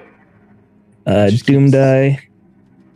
4 on the Doom die, so I should be good. So it doesn't deplete or doesn't degrade. You swing these stones at it. Maybe one of them just barely clips it, but you manage to sort of tuck under. You catch it in the wing, but the wing seems more like a membrane. It's kind of gives a bit as the stone comes in contact with it. You don't feel like you've made any permanent damage there. I think it was Baldra next. Yeah, so Baldra, Yes. you're up next. Very little fanfare for Baldra at this point. She just kind of like throws her head back, laughs maniacally, and then she's gonna try and just like stick her knife into its back and like rip off a wing. Okay, go for it. Roll normal this time. Yes, Yeah. I believe. Roll I normal. believe. Add 1 to your roll. So I got 7. Still passed. still gonna pass. Roll your damage. You might kill it if you roll well. Let's try this dice. It's got to be the one that's associated with a weapon, though. You can't just D6. pick the D100 or something. I just got to pick different colors. Okay. They could do better. Which green? Great. 6. 6. Describe your kill there, Baldra, as that is enough to kill it at 5 health left. Baldra does exactly as she was going for. But it's not a quick thing. She's laughing maniacally as she's sawing this wing off, and she's just she's just staring Durgak down while she's doing so. And then when she's done, she throws the wing at him, and she's like, "You can act that with your other collection." You need like a family or something. I feel like you're really lonely. Oh my god. Scud would still be screaming and swinging these stones, Smash even it. after the thing's dead. Yeah. Well, I doubt I'd be hitting with the disadvantage. I think after a while you would realize that Scud just has his eyes closed, and he doesn't actually know what he's swinging at. Scud, please open your eyes. Eventually, Scud can see. Eventually, the ringing in your ears for those who failed will dissipate, and you're fine again. It takes a couple minutes after is over. The creature, again, large bat. You've ripped off one of its wings. There's a second one. The creature that it was chewing on looks to have been some kind of chitinous lizard creature, decent size, and you can see that it has some scales on it. The bat-like creature is a little bit bigger than Scud, but not too much. It was kind of coiled a bit as it was hunching over, but as it stands, you draw it out. It's definitely a good 7 feet-ish, maybe, in height, and the wingspan of its wings is almost twice that. But the creature that it was gnawing on seems like some kind of like a molitor lizard type of deal. It's been ripped apart, and there's these hard chitinous scales that have been, hacked up here and there, as the creature that was attacking this was managing to bypass and kind of get beneath the scales and rip some of the flesh free for eating. After a moment, you guys look around and you realize Captain Gross and his mercs are nowhere to be seen. They did not help you in the fight. Don't see them anywhere. You remember seeing them going through the thicket, but you don't see them now. I guess when you're like salary worker or something, you just don't have to do any work. Or they just thought we were going to die. I have good news, bad news. Good news, I don't think this is what bit the heads off of them. But also bad news, this is not what bit the heads off the bodies. I'm starting to wonder if it's you, since you like to delimb things and laugh maniacally. Wouldn't you like to know, Durgak Gimmeldink? Did Scud kill Captain? No. Should we look for them? Was that in our contract that we had to make sure that they came back alive? I don't think it was. No, it certainly was not. How likely do we think that they're going to try to kill us to make sure that they keep all the treasure for themselves and then not bring it back for the priest lady? Well, she did try to give us 8% of treasure, so if they kill us, then she keeps that 8%. I mean, I was assuming that they're getting the other 90%, so I don't. Yeah, think but 100's bigger than 90. Wait, 90 plus 8 would only be 98%. They What gave if us they were- 10%. You What got if- more? We did not get Yes. 10%. You made a good Only point 8. that 5 does not go into 8, so she gave us 10. Oh. Let's take a glance back at the thicket to see if they were left behind or if they moved along. You look back in the thicket. No, you see a few monkeys eyeing you angrily, but other than that, you don't see them. You do see that there are some tracks skirting around the edge of the clearing, and you can see like it's not hard to find these tracks. It's very muddy. And you can see that they moved through here. They just chose not to join you into the fight, and they traveled a little bit further northeast and like left the clearing in that direction. They just bypassed you all entirely. What? They are worse than dirt beneath your toenails. Yeah, we have a word back where I'm from. They're assholes. Where are you from exactly? Pentecoskala? I don't. You probably never heard of it. I don't know where that is. Me neither. What would you guys like to do now? Oh my god. I would like to keep heading to the place with the treasure where we should be getting before these bastards try. Okay. She said San Dimas. I'm from San Dimas. Okay. Baldra, if you start pushing off, you kind of reach your way back to the in sight of the river once more. And it's not 15 minutes from that clearing before you reach the site of the outpost. Except when you get there, it doesn't so much look as though the outpost is in a particularly good shape, as another mudslide has come through here. Not like immediately, but in the past, probably not too long ago, and has effectively battered the outpost deep into the earth. And now it's really, from a distance, it just looks like this mound of mud. And you can see at the top of the mound here and there's some cracked wood. You can see that the wood itself, you would imagine, is almost like it almost looks like a rooftop of some of those buildings back in Tide's End. Almost looks like almost the entirety of the outpost has been swallowed by this mudslide. You can also notice that there are some tracks here recently, kind of moving about. Two different kinds, though. You can definitely, as you picked up the tracks of Captain Gross and the others, you can see theirs again. and it looks like they kind of climbed up towards where that mound was. But you also notice something else, and there are several pairs of what you would probably describe as like fleshless feet. Like you don't see like toes and like the meaty parts of a foot, but rather like the bony parts of it. These kind of weird, almost chicken-like in some ways, but with more than just a couple talons. And there's like a couple other mounds here and there as well, bulging up out of the ground. You guys want to do?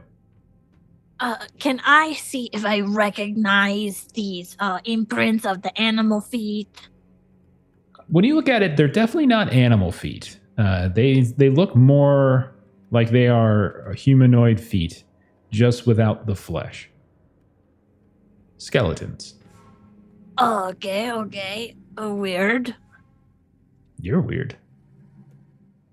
So, Scud, how much do you like mud? Scud likes mud. Scud dig? Scud can dig. Let's Scud come, And Baldra will start leading him up towards the top, to where like the rooftop-ish areas are. Yeah.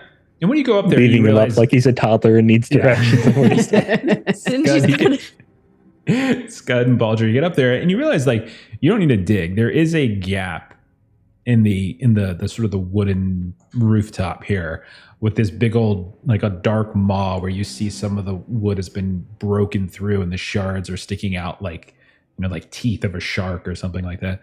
And you can see that there's a way inside. Like you don't actually have to dig through it. There's other mounds here and there, but this one here very much goes into the outpost itself. Yeah. I don't know if we want. They're probably in there already. Scud pokes his head in the hole to see what's inside. It's extraordinarily dark, so it's very hard to see. Do you have? I mean, if assuming you get a lantern or a torch out or something like that, what you can see is Scud doesn't carry any torches, so it would depend on All what right. Baldur has. Baldra does have lantern. She spent money for Okay. it. You see as you look down what looks like it's certainly a room that's suffered some damage, but there appears to be almost like a office venue.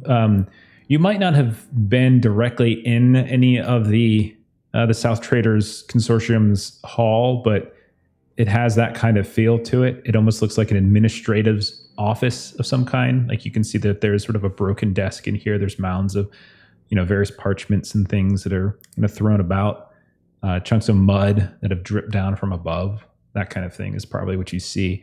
While you're looking down, while you're hanging over, you can feel and hear the roof beams groaning significantly.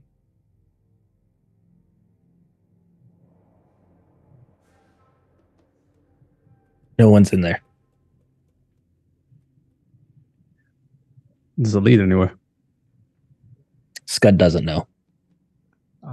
Scud, if you're looking, you do notice that there appears to be some kind of, it could be a hallway, it could be a set of stairs. You can't really tell, but there does appear to be a way out of that room. It's hard to see from staying up here on the top of the roof. Scud does know. Scud sees stairs. How far is the drop, Scud? Scud can drop, and I'll drop him. Okay. Okay. So you drop inside. High or low, How Steve? far is the drop? I'll always go low. You're dropping essentially from the peak down to the floor. So I'm going to say it's going to be about a 15-foot drop as you're dropping from a full That's vaulted not ceiling. bad. Yeah. Would you say high or low? Low. Okay. As you drop, you hear the creak as you essentially smash partially into the floor and the shards rip up and scrape you for 2 points of damage as you are essentially stabbed by one of the floorboards that you land upon. But ultimately, Careful. Scud is down to 1 HP. You Here's that healing bomb I gave you. Remember, Durgak gave you healing bomb. Scud needs to oil. Start putting the healing bomb on. It's going to start healing mob. D6 plus level. But as you drop and you take a little bit you of wanna roll damage. Yeah. No, you can. What are the rest of you doing as Scud drops? See if there's a jungle vine I can find. Wait, you rolled a 1 or you got a 4 and made it a 7? I rolled a 4, so Okay. So you I get plus 7. Nice. Okay. Thank you for the raid, Lost Caravan. Yeah, thank you. Thank you, Lost Caravan RPG, for the raid. We are playing Black Sword Hack tonight. So, what'd you guys play tonight? Quick shout out there. So Enos, yeah, you can find. There's enough debris, vines, things like that. You can find something to help you lower. Yeah, it's not a problem. Okay. Anybody? And I dig at one of these other mounds that may be like one of the rickshaws or something. Sure. Try to unearth it. Enos, you head out. You're looking around for a vine. Scud, you're inside oiling yourself up with a bomb. Baldur, you start digging at some of these other mounds, and also you do actually find what looks to be like some kind of tunnel opening. It is very warm. Like you can feel heat coming from it. It's kind of wet, but at the same time, there's a noticeable amount of heat. Now everything's kind of warm and humid here, but I'm stressing the fact that it's more than just the normal heat that you felt in other places. So one of the mounds you found definitely looks like there's a tunnel. It doesn't look in the way that Scud fell into a specific room. It just looks like a it doesn't look like it's reinforced by beams or anything like that. Does this look like it was created by people digging, or more so like some sort of slithering creature? Make an in test for that. Okay. Int is 11. I got a 2. Pass. With a 2, you would guess it was some sort of burrowing creature. Yeah, for sure. Your instincts are on point with that. It is about 2 meters wide, so about like 5-6 feet wide. Oh, wow. Okay. Lark, Hello? do you want to send your mechanical bird friend down this wonderful hole? He has a name. And Baldra just stares at you. I feel like this is a conversation that Lark and Baldra have had like so many times. Yeah. And you can visibly see her, like the gears turning as she's trying. She's like, Handsome. Yes, Nigel is very handsome. Nigel, I knew it. I was just testing your memory, not mine. Crikey, I am handsome.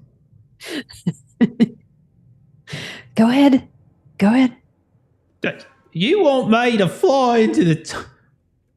I'm handsome, I'm not stupid. But No, not fly in the Brave. tunnel. You're going to march. Okay. And he gets up to the edge and just starts marching you- down. And Can you mechanical- scream if you run into anything living? Okay. And so he moves down a bit, gone for about 20 seconds or so before you hear him be like, "Oh yeah, it's really hot down here. It's really hot. These walls. There's a bunch of scales all over the place. Come back. I can't really feel it that well, but you know, my gears and such are starting to heat up more. No. Hello, come back. Okay, come back. coming. Wada comes up. Is this like the gullet of something? All It could right. very well be. Scud is inside the household. He's inside what? You know, the hole in the roof and Oh, I thought you said he was inside the asshole. That's very confused. It's the I accent. realized after I said Oh god. You said household, right? yes. By this time, Enos, I'll say you got the vine and you're able to climb down and join Scud if you want. Help me. Catch me if I fall, it's good. Scud can catch. Can he now? Okay, so no, so you can climb down just fine. Durgak, what are you doing? I know Lark and Baldra are exploring this tunnel here with Nigel. What is Durgak doing? He's gonna climb down the vine with Enos after Okay. watching Scud fall down and being like, "Put the greasy stuff on your body." Okay, so three Scud of you. didn't fall. Scud dropped. The three of you are inside. What again looks like some sort of office. You can see that the floor slopes down in a way, kind of through. It looks like it's some of it's damage from the mudslide. But you also notice that there's a handful, like maybe 2 or 3 steps that go down a little bit further to like a sunken area. So there looks to be another room in there. Assuming Baldra gave you the lantern. There's a lot of. You can feel, I would say, some heat coming from one of the walls. It's very damp in here and very musky, but you can feel that there's some heat coming from one of the walls. And there's a bunch of paper and parchment and stuff kind of tossed all over the place, soiled a bit as well.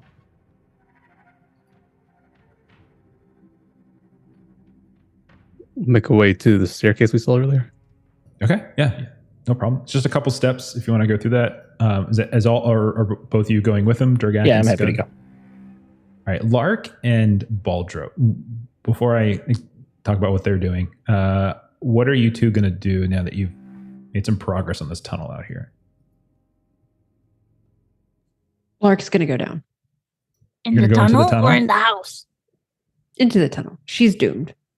This seems Okay. like a Okay, maybe first, maybe Baldra will get Vine and I will wrap it around your waist Okay.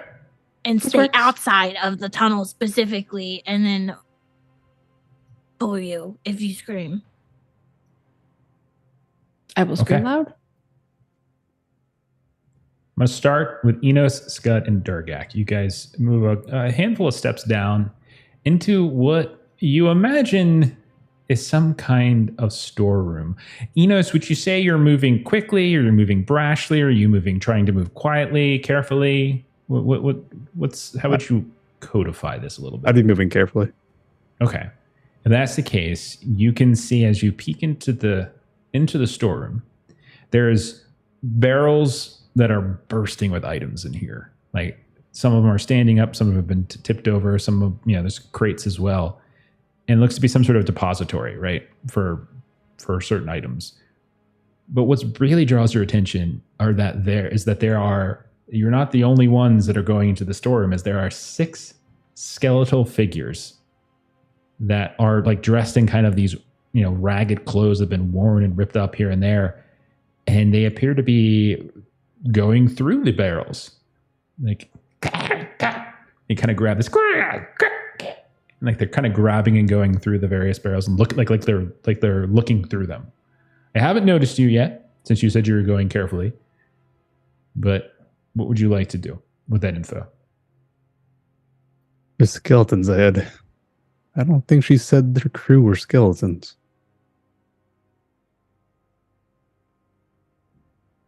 Scud can kill. Walking skeletons. There's 6 of them. Well, there's only 3 of us. We'd have to kill 2 each. And Scud dropped. He did drop. Scud can kill. Let Scud, Scud kill. Oh, I guess we're doing this. Well, shouldn't we wait for the other 2 weirdos, like the laughing maniac and the bird keeper? Were they behind you? Keeper. I didn't pay attention. I was watching Scud. This guy's a walking hazard. Scud shoves his hand into his jorts and rummages around and pulls out a massive railroad spike. Scud can kill. Have you heard of a bag, Scud? This is the wrong time. Go stab a bone boy. Scud Okay. goes to stab a bone boy. Okay. Why don't all of you roll a dex test for being stealthy? We'll see how you do. Remember, group tests, you don't necessarily need to have every single person pass. You just need to have like half. So I rolled a success. Durgak with success. Fail. And Enos success. Okay, so you guys are all good. You're able to sneak up, and you all can initiate this fight, having them know. And so, advantage on your first attacks here. Scott, you sneak up to one of these.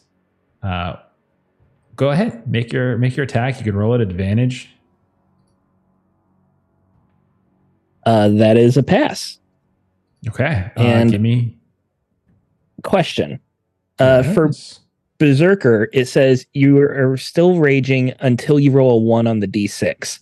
It has been some time though, so it feels like I wouldn't be raging that whole I don't time. think How you'd does be that raging work? anywhere? Yeah, I don't think Okay. you'd be raging anywhere.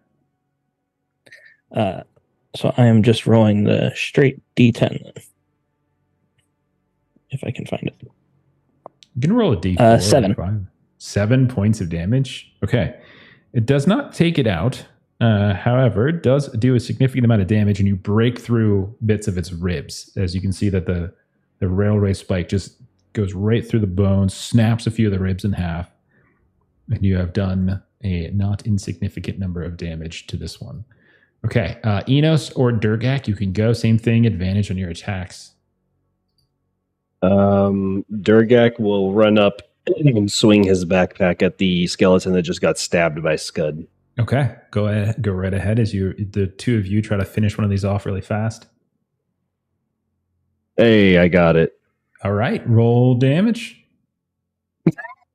1 whole point of damage done by the bag of dead rabbits. Okay. All right, and then Enos, your turn. I'll target the same one they've been hitting. Okay. Since he's unaware.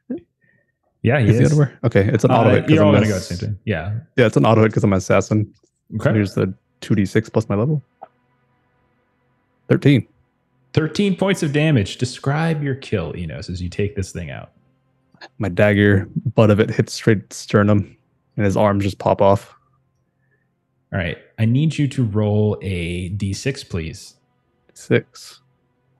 Let And a me know. This one. picture is like an action figure where the arms are supposed to pop out. Yeah. It crumbles to the ground, bones in a pile mixed with muddy rags. Nothing else happens.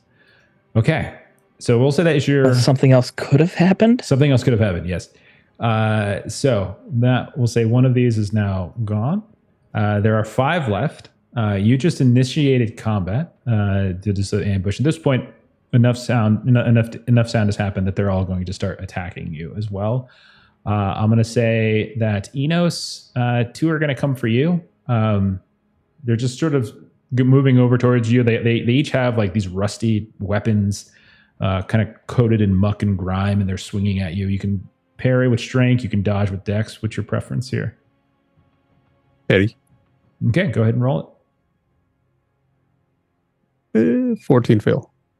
Okay. But so go wait, ahead. there's more. I have Legionnaire. Try again. Okay. 2 legionnaires together. Fellow Just get a whole legionnaire. party of legionnaires. It can be like a legion. Oh, I got Great. 17, even worse. Okay. 6 points of damage as it slashes through you with this rusted, mud-covered scimitar that probably is going to give you tetanus. Another one, Enos, is going to come up to you as well. What do you do with the second one? As now Keep trying to 2 parry. now? Yeah. Okay, These are 7th level- time. Okay, and you were able to effectively parry the first one cuts through your side. You managed to get your dagger up in just the right amount of time to go blade to blade with the second one. 2 of them, let's see, are going to go for. Let's see, who do I want this to go for? It's going to be Durgak. So 2 of them are going to go for Durgak. Same thing, Durgak. They're coming at you with these scimitars. Are you going to try to parry with Powering. your? What was strength was the other one, right? It's strength to parry if you have something to parry with, or it's dex if you just want to dodge. I don't want them to cut my bag open because I don't want people to see what's inside of it. So I'll try to dex out of the way. Okay, so you just want to dodge? Okay, go ahead and roll your dex. These things are level 3, so you don't have to modify anything. I didn't make it. It's okay. I'm a Legionnaire. Go again. All right. I didn't make it You again. guys are the worst legionnaires ever. You go to try to dodge out of the way, but you just bump into one of these big old barrels that gets in your way, and you're not able to dodge, and it slashes through you for 6 points of damage. And because you're kind of stumbling around, it catches you in the back, just misses your bag of rabbit corpses. The second one is now going to also swing at you. Same question. You can do strength to parry, or you can do dex to dodge. They're both 12, so we'll keep Dexon. Okay. Hey, This Long and I time- are on the same page. This time you spin around, duck down, get out of the way, just as the blade comes down and cuts into the barrel in front of you, which leaves one then coming at Scud. Scud, same thing. They all have, again, these rusted weapons, slashing weapons of some kind. What do you want to do, Scud? Scud parries. Okay, so you've got your Scud passes. spike. Put the spike up, and you manage to just push the blade aside. Comes back to you guys now. One of them is dead, but you guys have also. I mean, technically they're all dead, but one of them is in a pile of bones now. But if you've taken some damage, what do you guys want to do? Guys, that really hurt. Why do you do this for a living?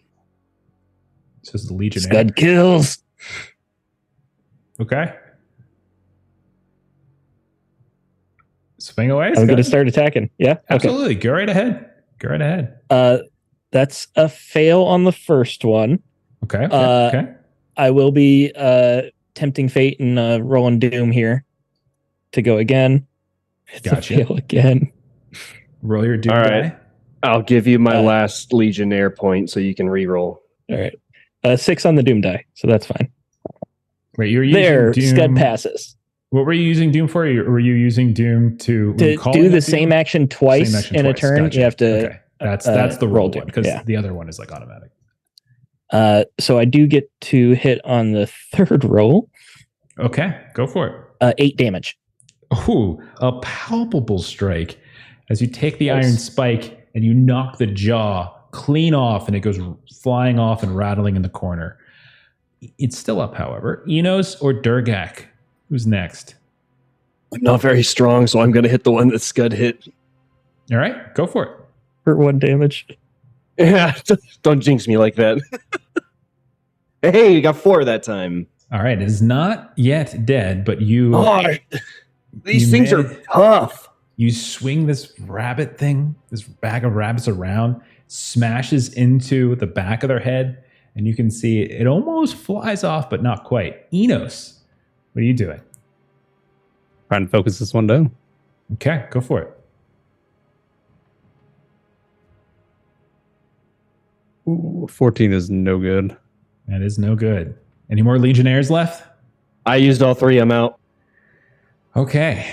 So then they all are still up then for this round, even though one of them is quite harmed. And they're going to do the same thing as they did before. Let's see. Which one of you is going to get the 1 on you? Only one person's going to get 1 attack. Okay, Durgak, you're only going to get 1. Scud, 2 of them come charging after you, including the one whose jaw you took off. And Parry you're both. gonna, yeah, okay, parry both. Go for it. I got a 2 and a 1. So one a of them's a critical. Critical success on the parry. I'll tell you what, critical success on the parry. Go ahead and roll your damage die. And we'll see Yes. if you can like parry riposte type of thing here. Scud kills. 6. 6. And I'll say the one that you parry is the one with the jaw, and so you're the jaw flying off. And so as it swings at you with the scimitar, it misses. You take the spike, and now that the jaw is free, you just jam it up and through the skull, shattering. Roll a d6.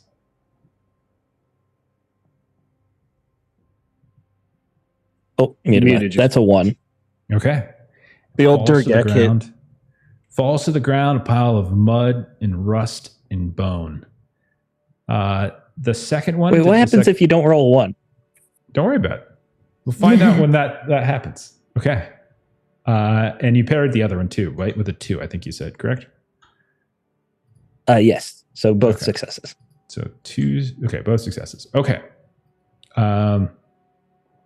All right. Then 2 of them are going to come at Enos. Same thing for you, Enos. There's 2 more on you. Try to dodge both. All right. And I can call Doom for this to reduce the difficulty rate. Yeah, and don't forget, by the way, we had that one other little mini rule. Well,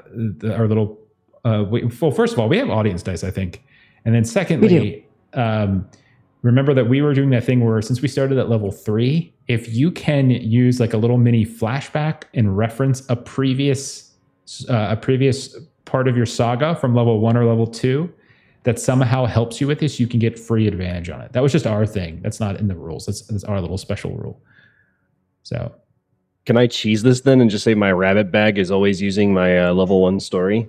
Infinite yeah, I mean, you're only going to advantage? get the advantage one time. It's like a one-time deal per story. So like you're not going to get it every time you roll that specific skill. Okay, so sorry, Enos, I interrupted you. Go for it. What are you going to do? I'm just going to call on Doom to help my parries here.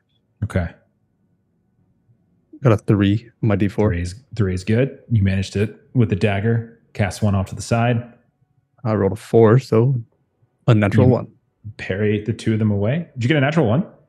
No, unnatural because it's reduced by 3. Unnatural. Yeah. Okay. And then finally, Durgak, one of them is going to come for you. Yeah, I'm going to try and dodge it. I failed. As you try once more to dodge from behind one barrel to the next, it slashes down at you for 6 more points of damage. These just do 6 straight damage? Oh, Everything's God. flat damage. Everything's basically flat damage. Guys, I'm fast. pretty sure I'm bleeding out right now. Can we not die? Scud cannot die. Damage is by default by a level, but there's variation here and there. But these all do 6 points of damage. Okay, their turn is done. 4 of them are still up. What do the 3 of you want to do? Bleed.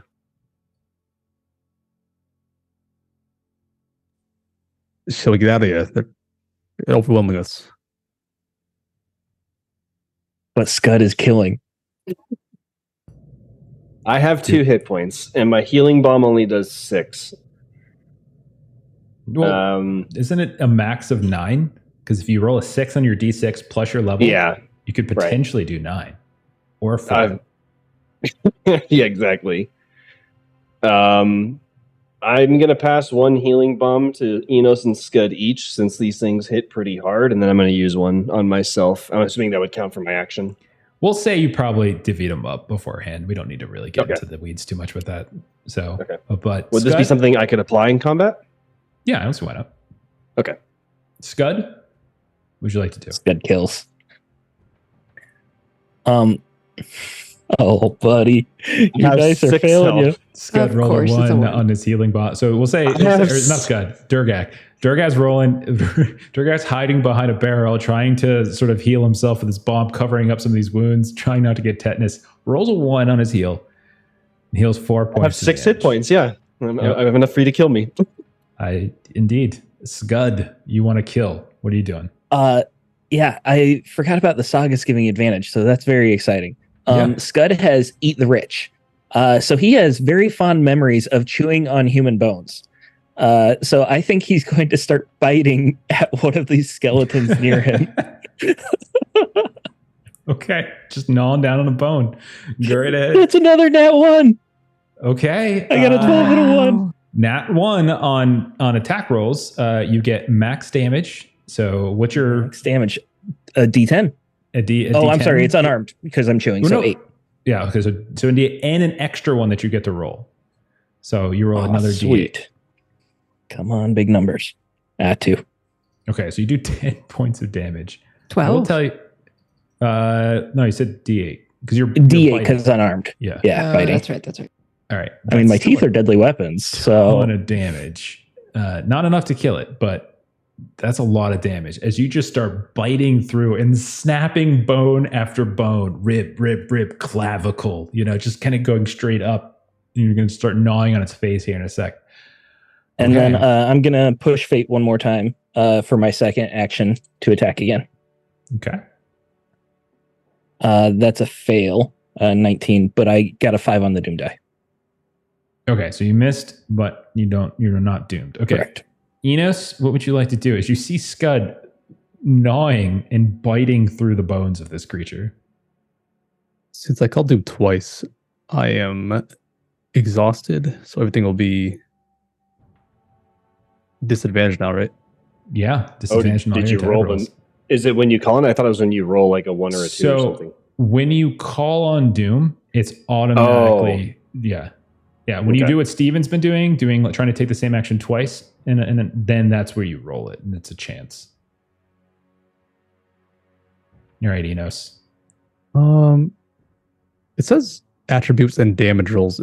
Damage doesn't count as attacking, does it? Or is that An attribute roll is still just it's just a strength dex. still etc. counts? Okay. Yeah, it's still strength for melee, dex for range.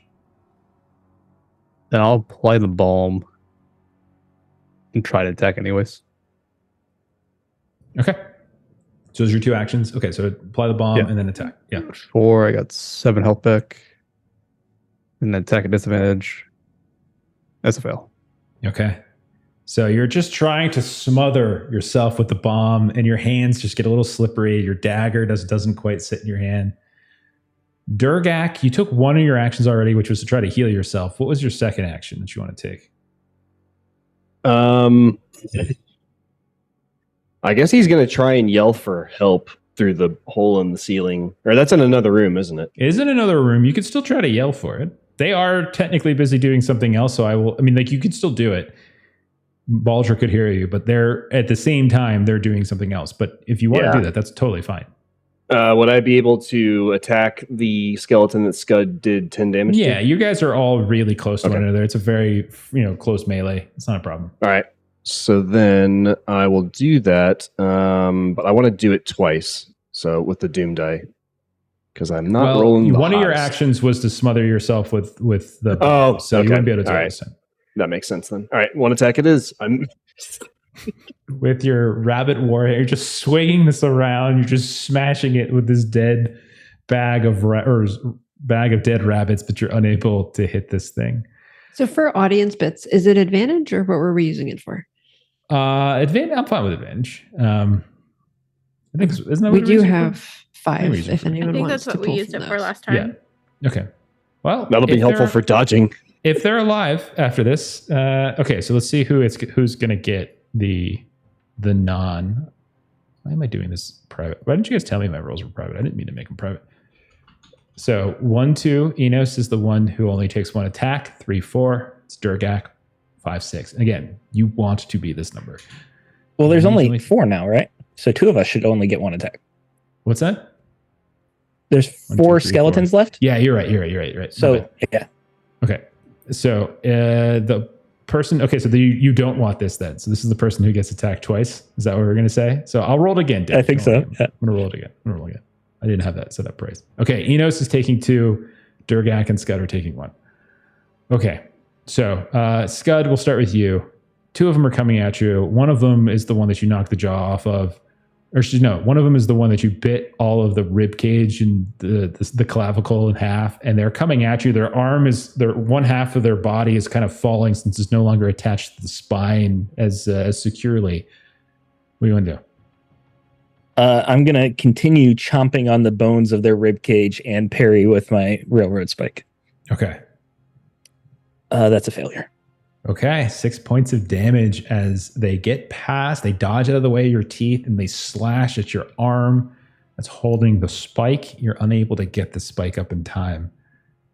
Okay, we'll go over to Enos. Enos, first one's going to come at you. It's kind of slashing wildly with one of these swords, kind of trying to push some of the barrels on top of you as well as it's just coming fiercely. What would you like to do? Strength to parry or dex to dodge? I'm going to dodge here. Okay. Disadvantage? You can take an advantage dice or an advantage. You can cancel that out. Yeah, you can cancel it out and just roll it straight. Yeah. I'll do that for the second one. But I failed this one. Okay, so you take 6 points from the first slash. Second one, as you kind of stumble back, having gotten pushed back from the barrel. Second one comes at you from the darkness, slashing at you once more. I'll roll with an audience die to cancel out. Okay, sounds good. 3. You do manage to dodge out of the way. So you're just watching as Enos is like hopping from behind barrel to barrel, tumbling, dodging, and gets out of the way of one. And then finally one will come at Durgak. Durgak, what would you like to do? I have to roll it with an audience die because I'll get one shot, or like not Sure, one sure. shot, but I'm just gonna die. First is a fail. Oh, come on. Oh God. Okay. Oh no. I have Durgak. one Legionnaire left. One Legionnaire, you get another chance. Come on, Durgak. Hey. Oh please. Oh thank God. There we go. You see Wow. Durgak dodging, stumbling, and then Enos. Maybe this is why you took the one shot, because you stopped momentarily, like to call out and distract the one that's attacking Durgak, which made it so that Durgak didn't get hit, but maybe that extra pause caused you to get attacked. Can I do Okay. anything cool with the one I rolled on the dex test? I know it's not parrying. Did but you? I got a one, yeah. Yeah, I mean, we'll have fun with that. Let's see. Since you're dodging, we can say maybe you like dodge behind one of these. You can maybe knock one of these prone. Okay. Yeah, so maybe you knock the barrel into one of these barrels into it, and it kind of stumbles down to the ground, so they're prone. And we'll start the new round. Scud, the one with all the broken bones is still on you. Definitely is the one that looks the most terrible. One of them is another one is on the ground near Durgak, and then two more seem untouched nearby. What do you guys want to do? Scud kills. Okay, Scud, go ahead and try to kill. So the other saga Scud has is Raiders and Rebels. And in case you didn't piece it together, Scud was part of a coup where he ate a king at some point. So he is very used to fighting outnumbered. Is it the same which I king think- that stole Durgak's land? Which is why Probably. the king can't give back his land because you hate him? Bro, this is not cool, man. Okay. So fighting outnumbered, that would give me advantage, right? Sure. Yeah. Okay. So I'm gonna go for the one that's hurt. That's a success. Okay. 5 and a 7. So rolling my give me your D10. damage. 2. Oh man, it has 3 health left. Oh no, I'm sorry. It had 5 health left. You're down to it's down to 3 HP. Okay.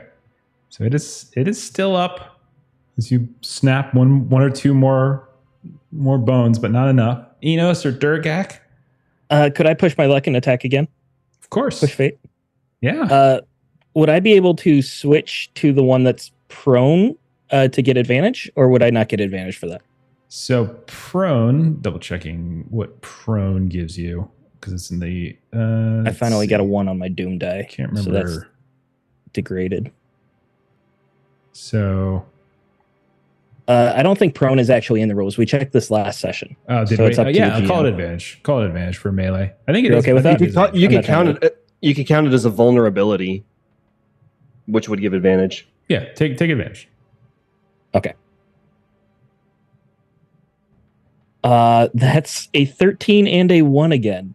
So that is a crit Yeah, with go ahead. Yay. because of the advantage. This is the prone one, right? Yeah. Yeah. So I'm just So I a hit vulnerability, one by with the the way, railroad spike. would also Sorry, give you. I was going to say the vulnerability also gives you advantage in the damage roll. Oh. Yeah. So I would get the max 10 and then advantage on the next roll? Sure, why not? Go for it. I'm pretty sure I'm going to kill you guys here in a minute, if not here in the next encounter. Scud So- never dies. So Scud hits the one with the railroad spike and uses that same momentum to just launch himself at the one prone, just using both hands, dropping down. So that is 10 plus 10. 20 points of damage. That will kill the prone one. Go ahead and roll, These Doors however, Foundry dice are coming in very well a today. D6 for me there, Scud. Yeah. And I did mention my Doom got degraded. Okay. That's a 1 on the D6. Okay, another one. Okay. Yeah, that's the one I Describe- use for Forbidden You Lands. fly So that's at why. this thing, and it just smashes to pieces on the ground. And by the time you're done with it, you're just on bone dust, as there's now only 3 left, including one that's very, very harmed. Enos or Durgak?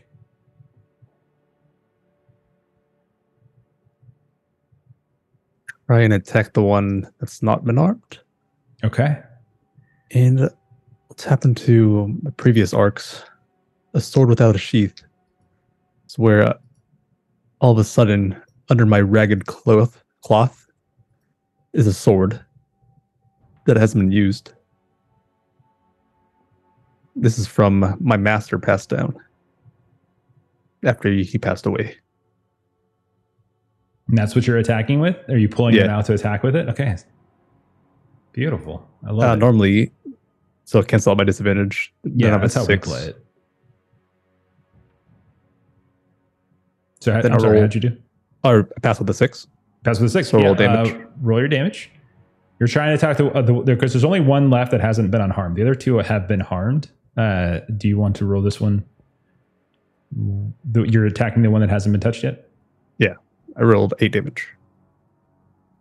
8 damage. Okay. Very nice. You slash into this one. Like it's like the arm from the elbow down just goes flying off. You hack into its spine. You can see chips of bone come out from some of the vertebrae as you are able to do 8 points of damage. Fantastic. You have a second action. Anything else you wanted to do? You always get 2 actions on a turn. I can attack twice then? You can, but that's what Steven's been doing. If you take the same action twice, you have to roll your doom die. I can't do that because I'm out of Doom Day. You're depleted, yeah. Yeah. Okay. All right, but you can do other things. There's other actions that you could do. You can move. You could, you can kind of move around a bit. You could, kind of come up with some other narrative thing that you want to do. I mean, attack is the most common, but Let's see if there's a litter around that I can pick up as a shield. you know what? That sounds like a great idea. I mean, I did say there's barrels and there's crates and stuff, and we'll say, yeah, you can pick up a wooden crate, like the lid of a crate, grab that in your hand, hold it up for parrying purposes. Okay. Durgak, we come to you. There are 3 damaged skeletons here. All have taken some damage.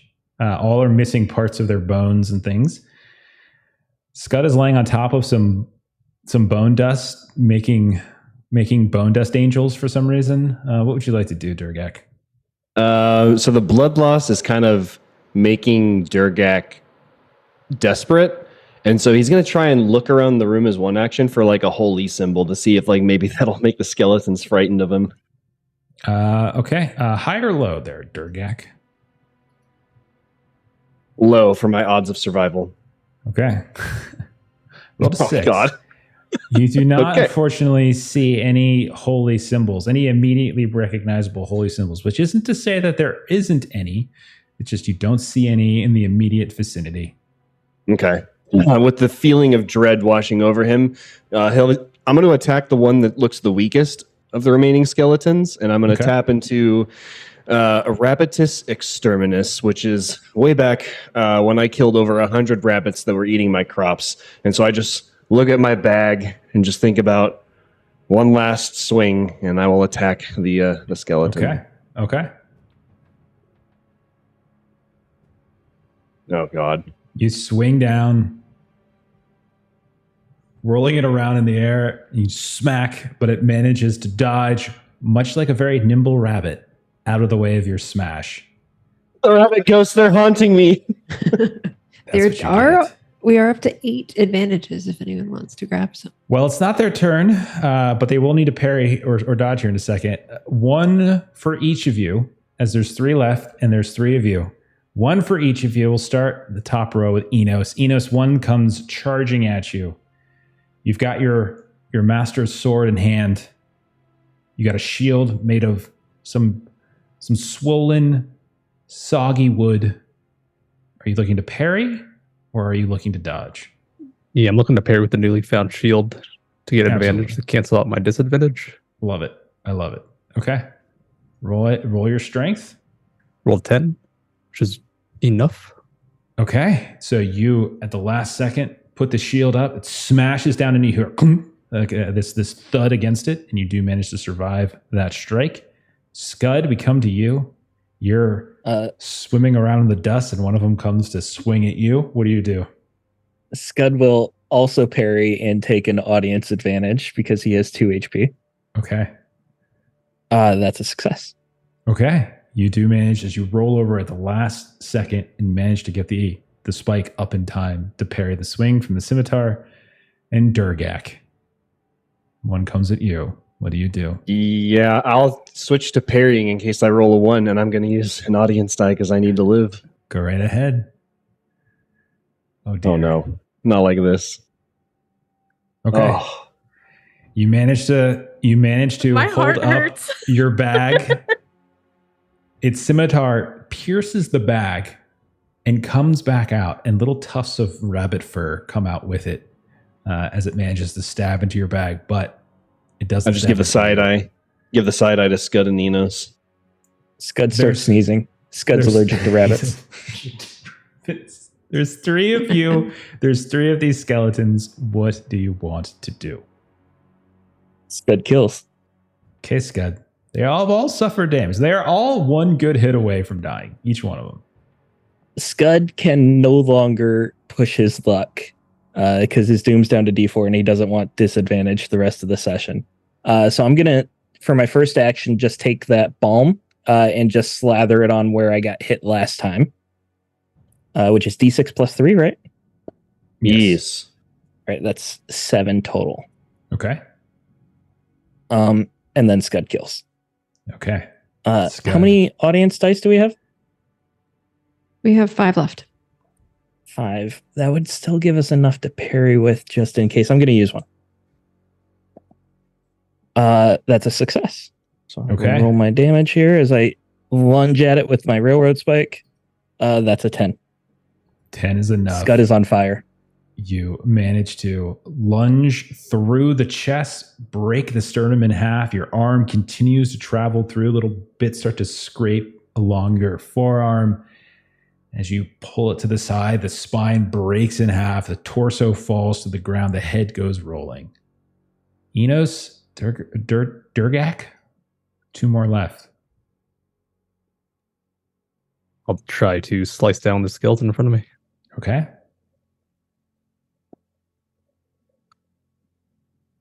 Ooh, disadvantage 11. It meets, so it fails. Okay. You miss as you slash out at this one. It's my second action. I'll protect Durgak. So in the case he gets hit, I'll take the damage instead at half. Okay. Sounds great. Durgak, what would you like to do? Okay, so I've got 2 bombs left, so I'll use one for myself and do a quick heal. Oh boy. So much lathering going on in here. Another Derek rolled one. another one on steel. No. Scud can lather. Durgak apparently can't. Yeah, on farms you just you just plant crops. I'm just going to attack whichever skeleton is weaker. I don't know at this point. That's fine. I think they're roughly the same, so go for it. Okay. You He swing. misses. at the I one rolled a that's- 20. That's a crit fail. Oh no. No. You oiled your hands too much. As I you just want to swing go out- home, guys. I don't like this. Okay, so as you swing out with your bag, you have to roll your doom die immediately. So mechanically, it's the first thing you have to do. I got a 2. I failed. You have to degrade your doom die then by 1 step. Yep. Okay, so it goes from a D6 down to a D4, but you're not doomed yet. It's still a D4. And then the second thing I'm going to say is that slight tear that was made by when it stabbed into your bag rips open, and some of the dead rabbits just go flying through the air, smacking Enos and Scud as they do, and they start flopping onto the ground here and there. Okay. There are 2 left. I'm going to see which of you doesn't get attacked. It will be Scud doesn't get attacked, as Enos will take one and Durgak will take the other. So Enos, will start with you. One of them comes at you directly. What do you want to do with the Shield parry. Okay. Throw the shield up. Try to block it once more. Pass with an 8.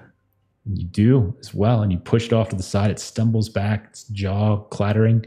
The second one goes after Durgak. Does he? So you're trying to protect him, you said? Yeah, I'm a bodyguard, so if he gets hit, I'll absorb damage. Okay, so he gets to. So first, you can still try to dodge. So Durgak, if you want to dodge or parry, you can do that first. Please give me a success. It's God dang, Derek. It's like you're swimming in a hotel room again. Advantage? It's basically no. what this is. Oh, no. This is what this is. Oh no! Dear God. It's a Delta Green reference for anybody watching. Okay. Enos, you can take 3 points of damage, though, as Enos intersperses himself and manages to take it. Scud, there are 2 left. Please, for the love of God, kill one. I did not mean for this encounter. This isn't even the final encounter. We got a hard deadline in 15 minutes. Let's go, buddy. Kill these things. Sorry, Scud kills. Take advantage. I'll take advantage. Yeah, blow it up. That's a 4. That's a success. Damage is 7. 7 is enough. Describe your kill. Scud is a little worried about all these rabbits, and he's sneezing like crazy. And as he's sneezing, he just involuntarily like raises his arm up and stabs one of the skeletons next to him because his muscles are so violently strong. And then for my second action, could I go over to Durgak and show him how to rub balm on himself? Sure. Scud can oil. And Scud very starts intimate oiling him. Are you showing him like on your own body how to properly, or are you oiling him? I'm doing it on him because he needs the God. HP, but I am God. teaching him. I want like fan art of this moment. There's just dead skeletons all over the place. What are you doing? Get away. There's a skeleton over there. God, don't hit me. Scud's a bodybuilder. You oil each other up all the time. Don't make it weird. Long dead carcasses. That was the most complete complete sentence I've ever heard from Scud. What's happening? Am I dead?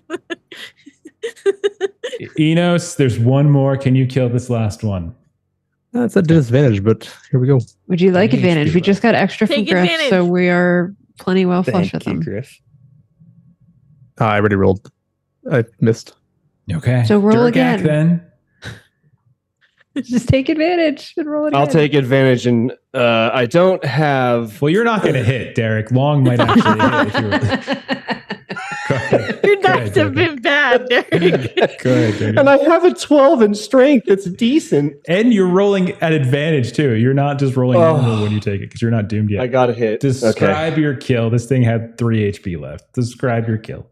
With the last remaining strength of my backpack, I swing it. I do like I spin on my heel in a circle and just catch it in the rib cage and just send the rib cage clattering around the room. And my bag tears open, and I'm like, "Oh, how'd those get in there?"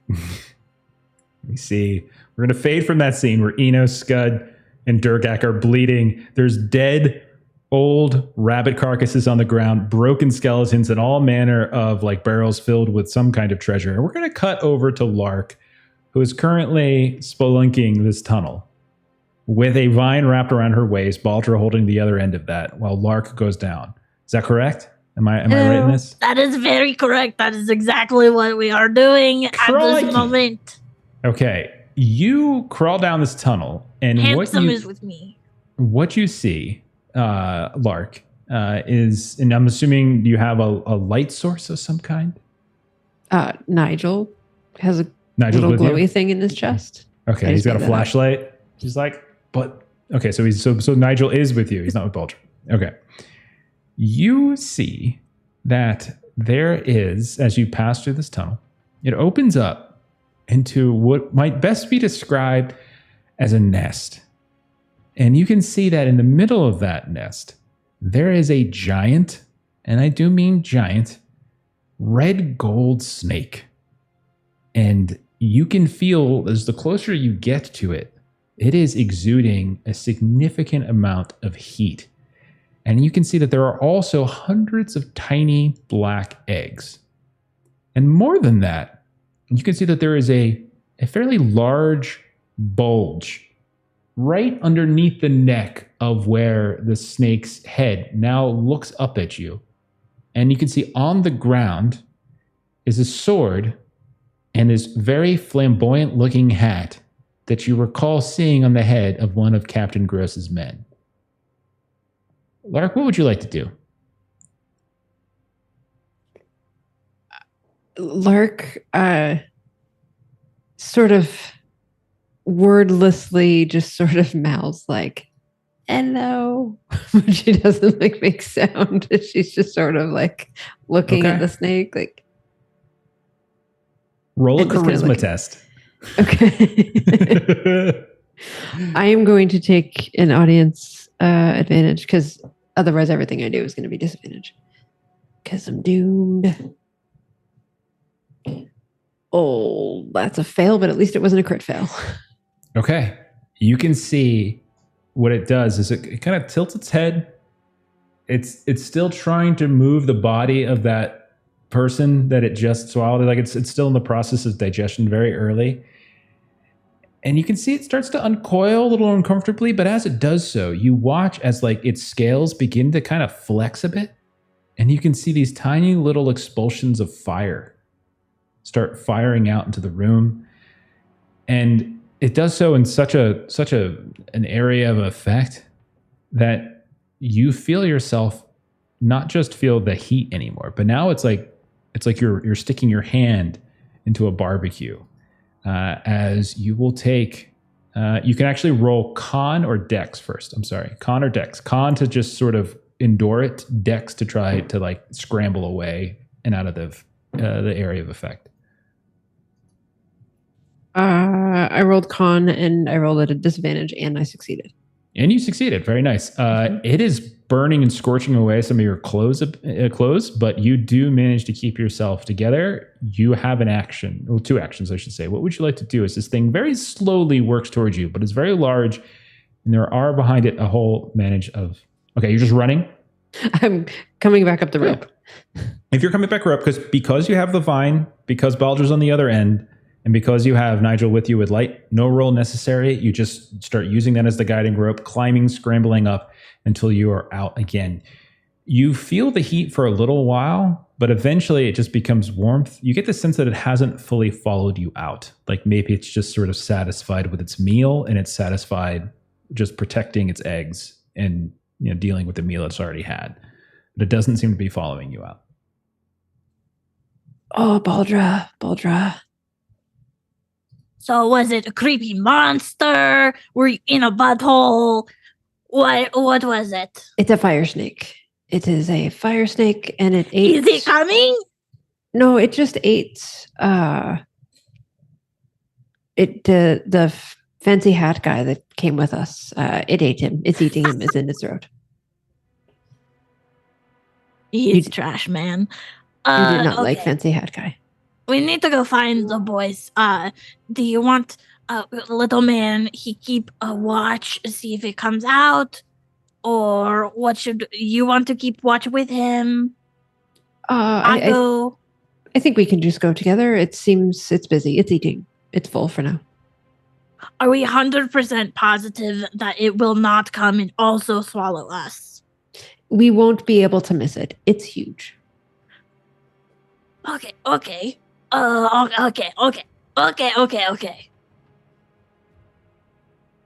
the household? We better do this fast.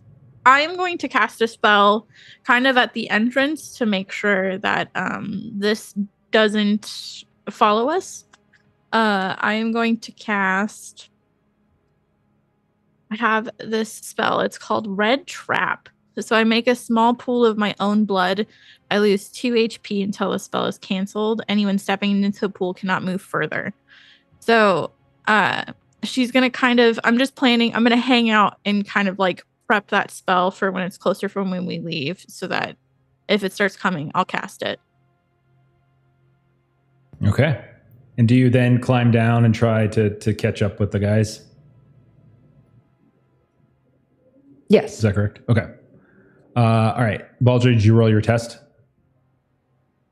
I think it's an int test for you, right? To cast your spells? Yeah. Let me do that. Go right ahead and do now. that roll. Oh, no. Oh, Spell no. fizzles and fails. I think you also... No, you don't have to roll a doom die until you try to roll a spell that you failed on before, I think. You can double check me on that. I think that's right. But okay. Yeah, I can pull it up while you guys... The two of you catch up and you find Enos, Durgak, and Scud rubbing oil on each other in the dark while there are corpses of rabbits and broken skeletons all around. And you're all together. Scud oils men all the time. Okay. What would you guys like to do? And please say it's progress further into the outpost because Derek's got to go Yes. soon. So Scud since my progresses further into the outpost. Thank you, Steve. since my bag tore, I'm going to see if I can find like a warhammer like weapon in the room. There are plenty of scimitars you could grab from these things. If you're looking specifically for a warhammer, yeah, we'll say it looks more kind of ornate, like it might be more ceremonial. That's buried in one of these barrels. But sure, you can grab. Scud can give you a spear. He never uses it. Oh, it's good. I like hammers. Is there any type of explosive devices in any of the barrels? Does I'm gonna say dynamite no exist on in this that. world? Oh, okay. I'm gonna say explosive devices probably do exist because they definitely are twisted science, which we do have. But I think even Cassie's might even have some grenades last time. Okay, you guys push further in, and in an effort to advance this, you push through a few different rooms along the way. Storerooms, what looks to be like the remains of a kitchen.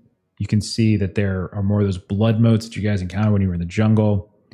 You go through a room that had all these different statues that seem to have been collected. These heavy statues, some of them looking quite strange, like this menagerie of shapes, not just of human beings, but of things adjacent, and also beasts and things like that. Rolls of jewels sometimes hanging from them here and there. But what catches your attention is a pile of corpses that you discover at a tunnel, at the end of a tunnel, where an iron door has been pushed open behind it. And the pile of corpses was stacked right in front of it. And they all, excuse me, not just corpses, I don't mean just corpses, a pile of heads. So it's not corpses, it's just heads that have been stacked up there. Bodies missing.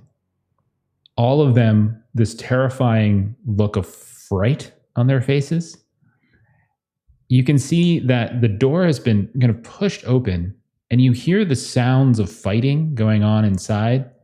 And you can even see like these shimmering bits of gold as light gets kind of cast around inside.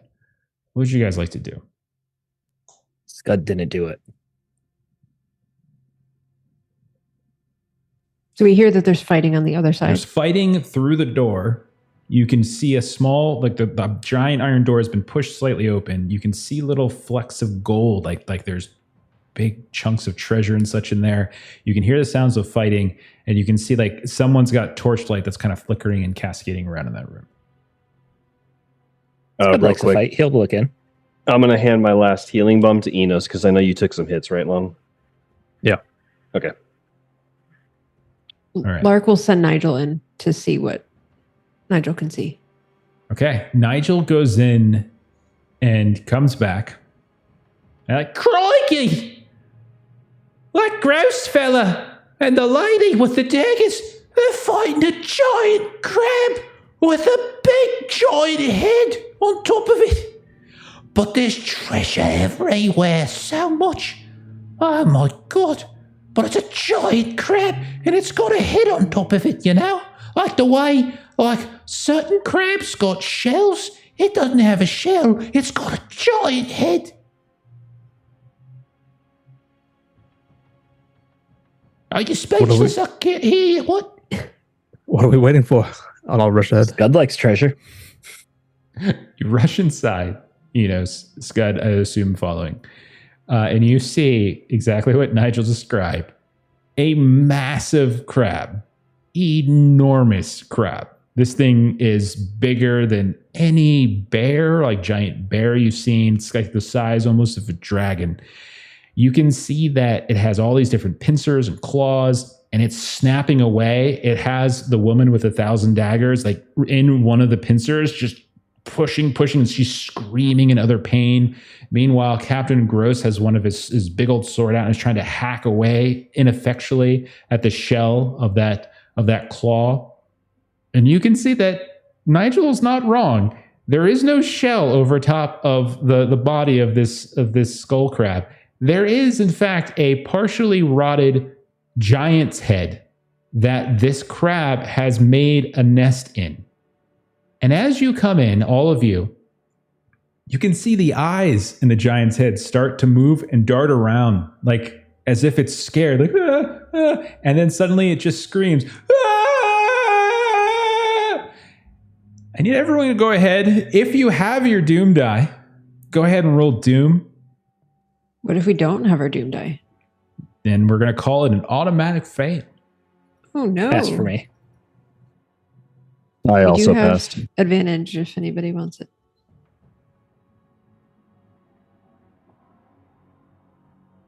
Actually, roll wisdom test, and then if you fail the wisdom test, you roll Doom. Sorry, I did that wrong. Scud is surprisingly wise. I'm not surprised by that. Oh, sure. I make the wisdom check. Double forward. Pass on You, wisdom. you want to make the Success. wisdom test. That's good. Yeah. I made the Doom test anyway. Okay. Anyone fail your wisdom test? No.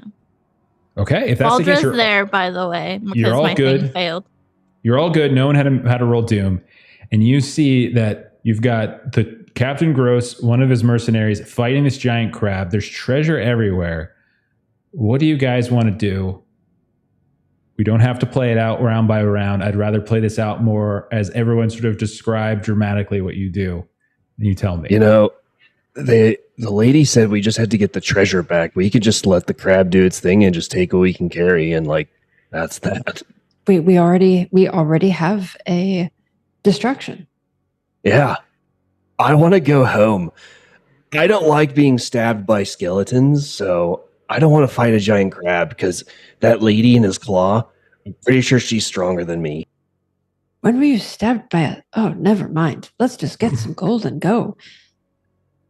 Scud is yelling his own name and rushing at the crab with the railroad spike. Okay. Scud! And the giant's looking at you directly in the eyes with its big rotted eyes. Ah! As you charge in with this yelling Scud. Enos, what are you doing? I will assist the gross crew. Okay, so They're you're also battle. going to fight? Okay. Yeah. So Scud and Enos are fighting. Durgak and Lark are just grabbing treasure. Is that right? Yes. Yes. And then what is Baldra doing? So Baldra's first adventure, she likes to call it Errand for the Beast Queen, more guts. So she hasn't gotten to fight as much as she would like. She's also going in there, and she's doing what she did before, where she's on Scud's back like a little backpack, and then she's going to leap onto and go after that troll head. Okay. So we've got 3 people charging in. We've got 2 people that are just gathering as much treasure as possible. The 2 of you that are gathering treasure, no problem. I'll say roll a quick int test just to see if you can grab the most valuable thing. You get successes, you get the most valuable stuff. You're still going to grab stuff. It's just a question of how valuable it is. Those of you that are charging in, go ahead and roll an attack. Okay. And go ahead and roll attack. Again, we're just going to narrate this. This isn't going to do a round by round hit. Obviously taking advantage. Use whatever you can here. Don't Sure. don't skimp on this. We have some audience die left. Definitely use whatever you can. 5 Would left you after say- Stevens. Use one as well. Because Baldra has the assassin unique. So my first attack against unaware. It's not unaware. It's very Damn aware. it. Yeah, Okay, sorry. Fair. I will take it.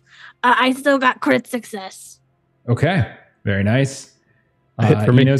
Enos got a hit. Scud, did you get a hit? I got a hit. Okay. Can we also take advantage on damage? I think Yes, that you was can. something we could do, right? Yeah, absolutely. Yeah, I'd like to do that. Go ahead. right. There's still 3 left. The 3 of you roll your damage. Baldra, you got a crit success. Remember, you get your full damage die and then another damage die on top of it.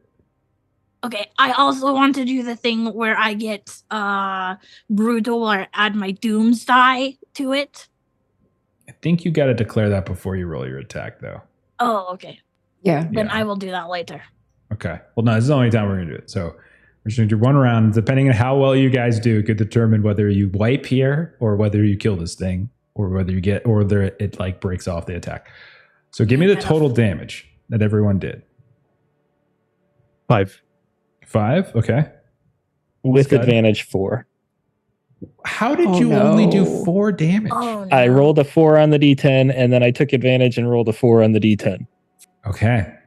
Baldra, how much did you do? 10. 10 points of damage. Okay. This is what happens. Lark, Durgak, the two of you rush in, and you just start picking up what looks like these amazing ivory gold, these beautiful, beautiful pieces, better than anything you've come across so far. And you start scooping them up, throwing them in whatever packs you have. If there are crates, you're picking them up, and the two of you are running out, leaving everyone behind.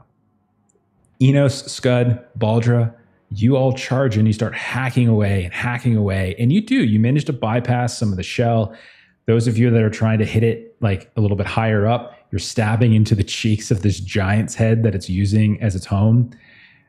You're getting your damage through. It doesn't seem like that it's harming it as quickly as you would like. At a certain point, you hear crunch, and you see the torso and the legs of the poor 1,000-daggered woman that you've been working with just flop down in two sides below you, and you see the claw come sweeping down at you all and tries to grab into Captain Gross. The three of you, I'm going to say roll a dex test here to dodge, and this is going to determine, before you roll, I want you to listen to what's going to happen here. This is going to determine whether you make it out of here alive.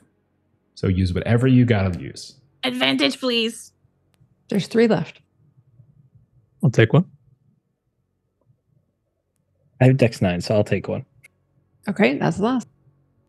Durgak, you need If one. You can have it if roll you a want. strength test, but this is more of an AoE. It's like you're dodging out of the way of it, just sort of stomping down on top of you. Thank you, Kat. If I can roll a strength test, I'll do that. I'll let you roll a strength test. That's fine. Baldra I would for pass. that. It's 13 no big fail. deal. I can roll Dex. It's fine.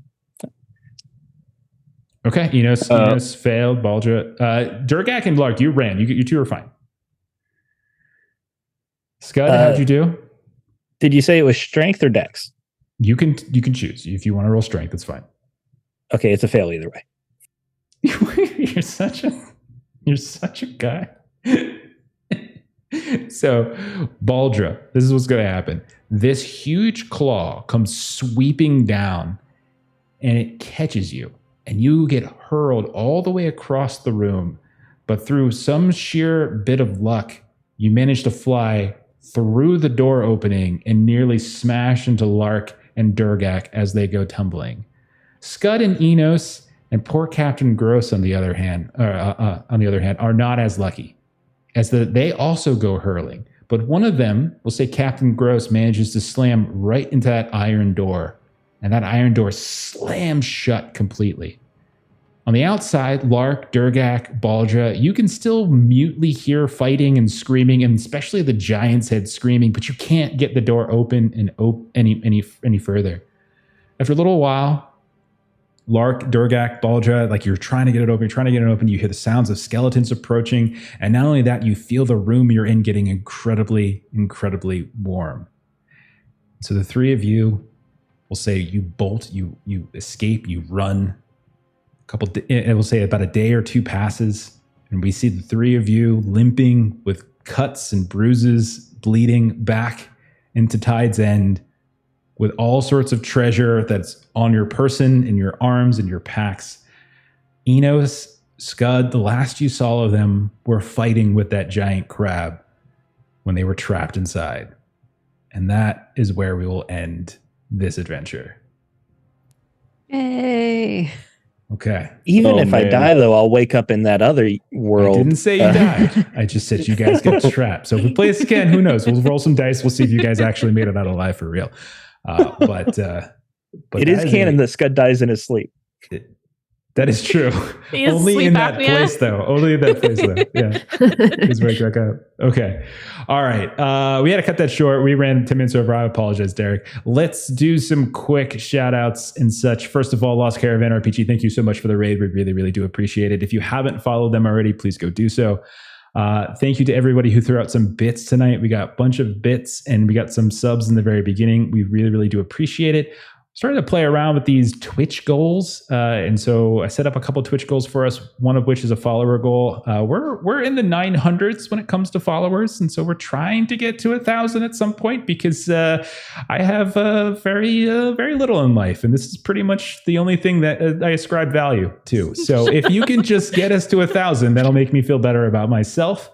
And also we do some sub goals. If you are financially capable and willing to support us, please do so, but don't do so unless you are. And then let's do some previews of what's coming up tomorrow. You can catch Melissa and I in the morning and Steven over on Grim and Perilous YouTube channel as we're playing through some Tales from the Loop. In the afternoon, we're going to be back on this channel. I think Derek's going to be dropping out. Evan's going to be hopping in, and then we're going to be playing some Twilight Imperium, finishing up that little arc. Monday, we're going to be doing some Horror on the Orient Express. So Melissa, myself, Chuck, Adam, Jeremy, and a new person perhaps are going to be playing some Call of Cthulhu. What do we have on Tuesday, Steven? Tuesday, we're playing Forbidden Lands. The last session was pretty brutal. They almost all died a couple times. So we'll see if they can actually survive and get out of this horrible situation they're in. Yeah, it was definitely brutal, but it was a lot of fun. I actually really enjoyed how that went down. And Jeff, real quick, there was a question in chat. You mentioned at the beginning that this was loosely based on an adventure from Dissonant Whispers. Now that we're at the end of it, can you say what it is? Yes, it's called, where is it? So the name of the adventure is, again, it's from Dissonant Whispers, which is an anthology put out a couple years ago by Tuesday Night Games. It was in support of Black Lives Matter, and a bunch of people came together and wrote little, one-shots for a bunch of different games. Some of them were system agnostic. Mothership was in there. I think there's a couple Electric Bastion lands and things. This one was system agnostic. This one was written by Benjamin Foster at Black Powder Chef on Twitter, and it's called Mother Skullcrab's Vault. And so I didn't want to put that in the title and just spoil the Mother Skullcrab for you guys. I wanted that to be a thing. And so that's why I tweaked the title a little bit just for our run. But it's pretty fun. There's a couple of bits we didn't get to, but really good stuff. Okay, I'm going to go ahead and raid somebody. Let's see. Let's do some Distal's Place. So go ahead, follow the raid. Thank you to everyone who hung out tonight. Thank you to those of you who are watching this later on YouTube. And we'll see you later. Bye-bye.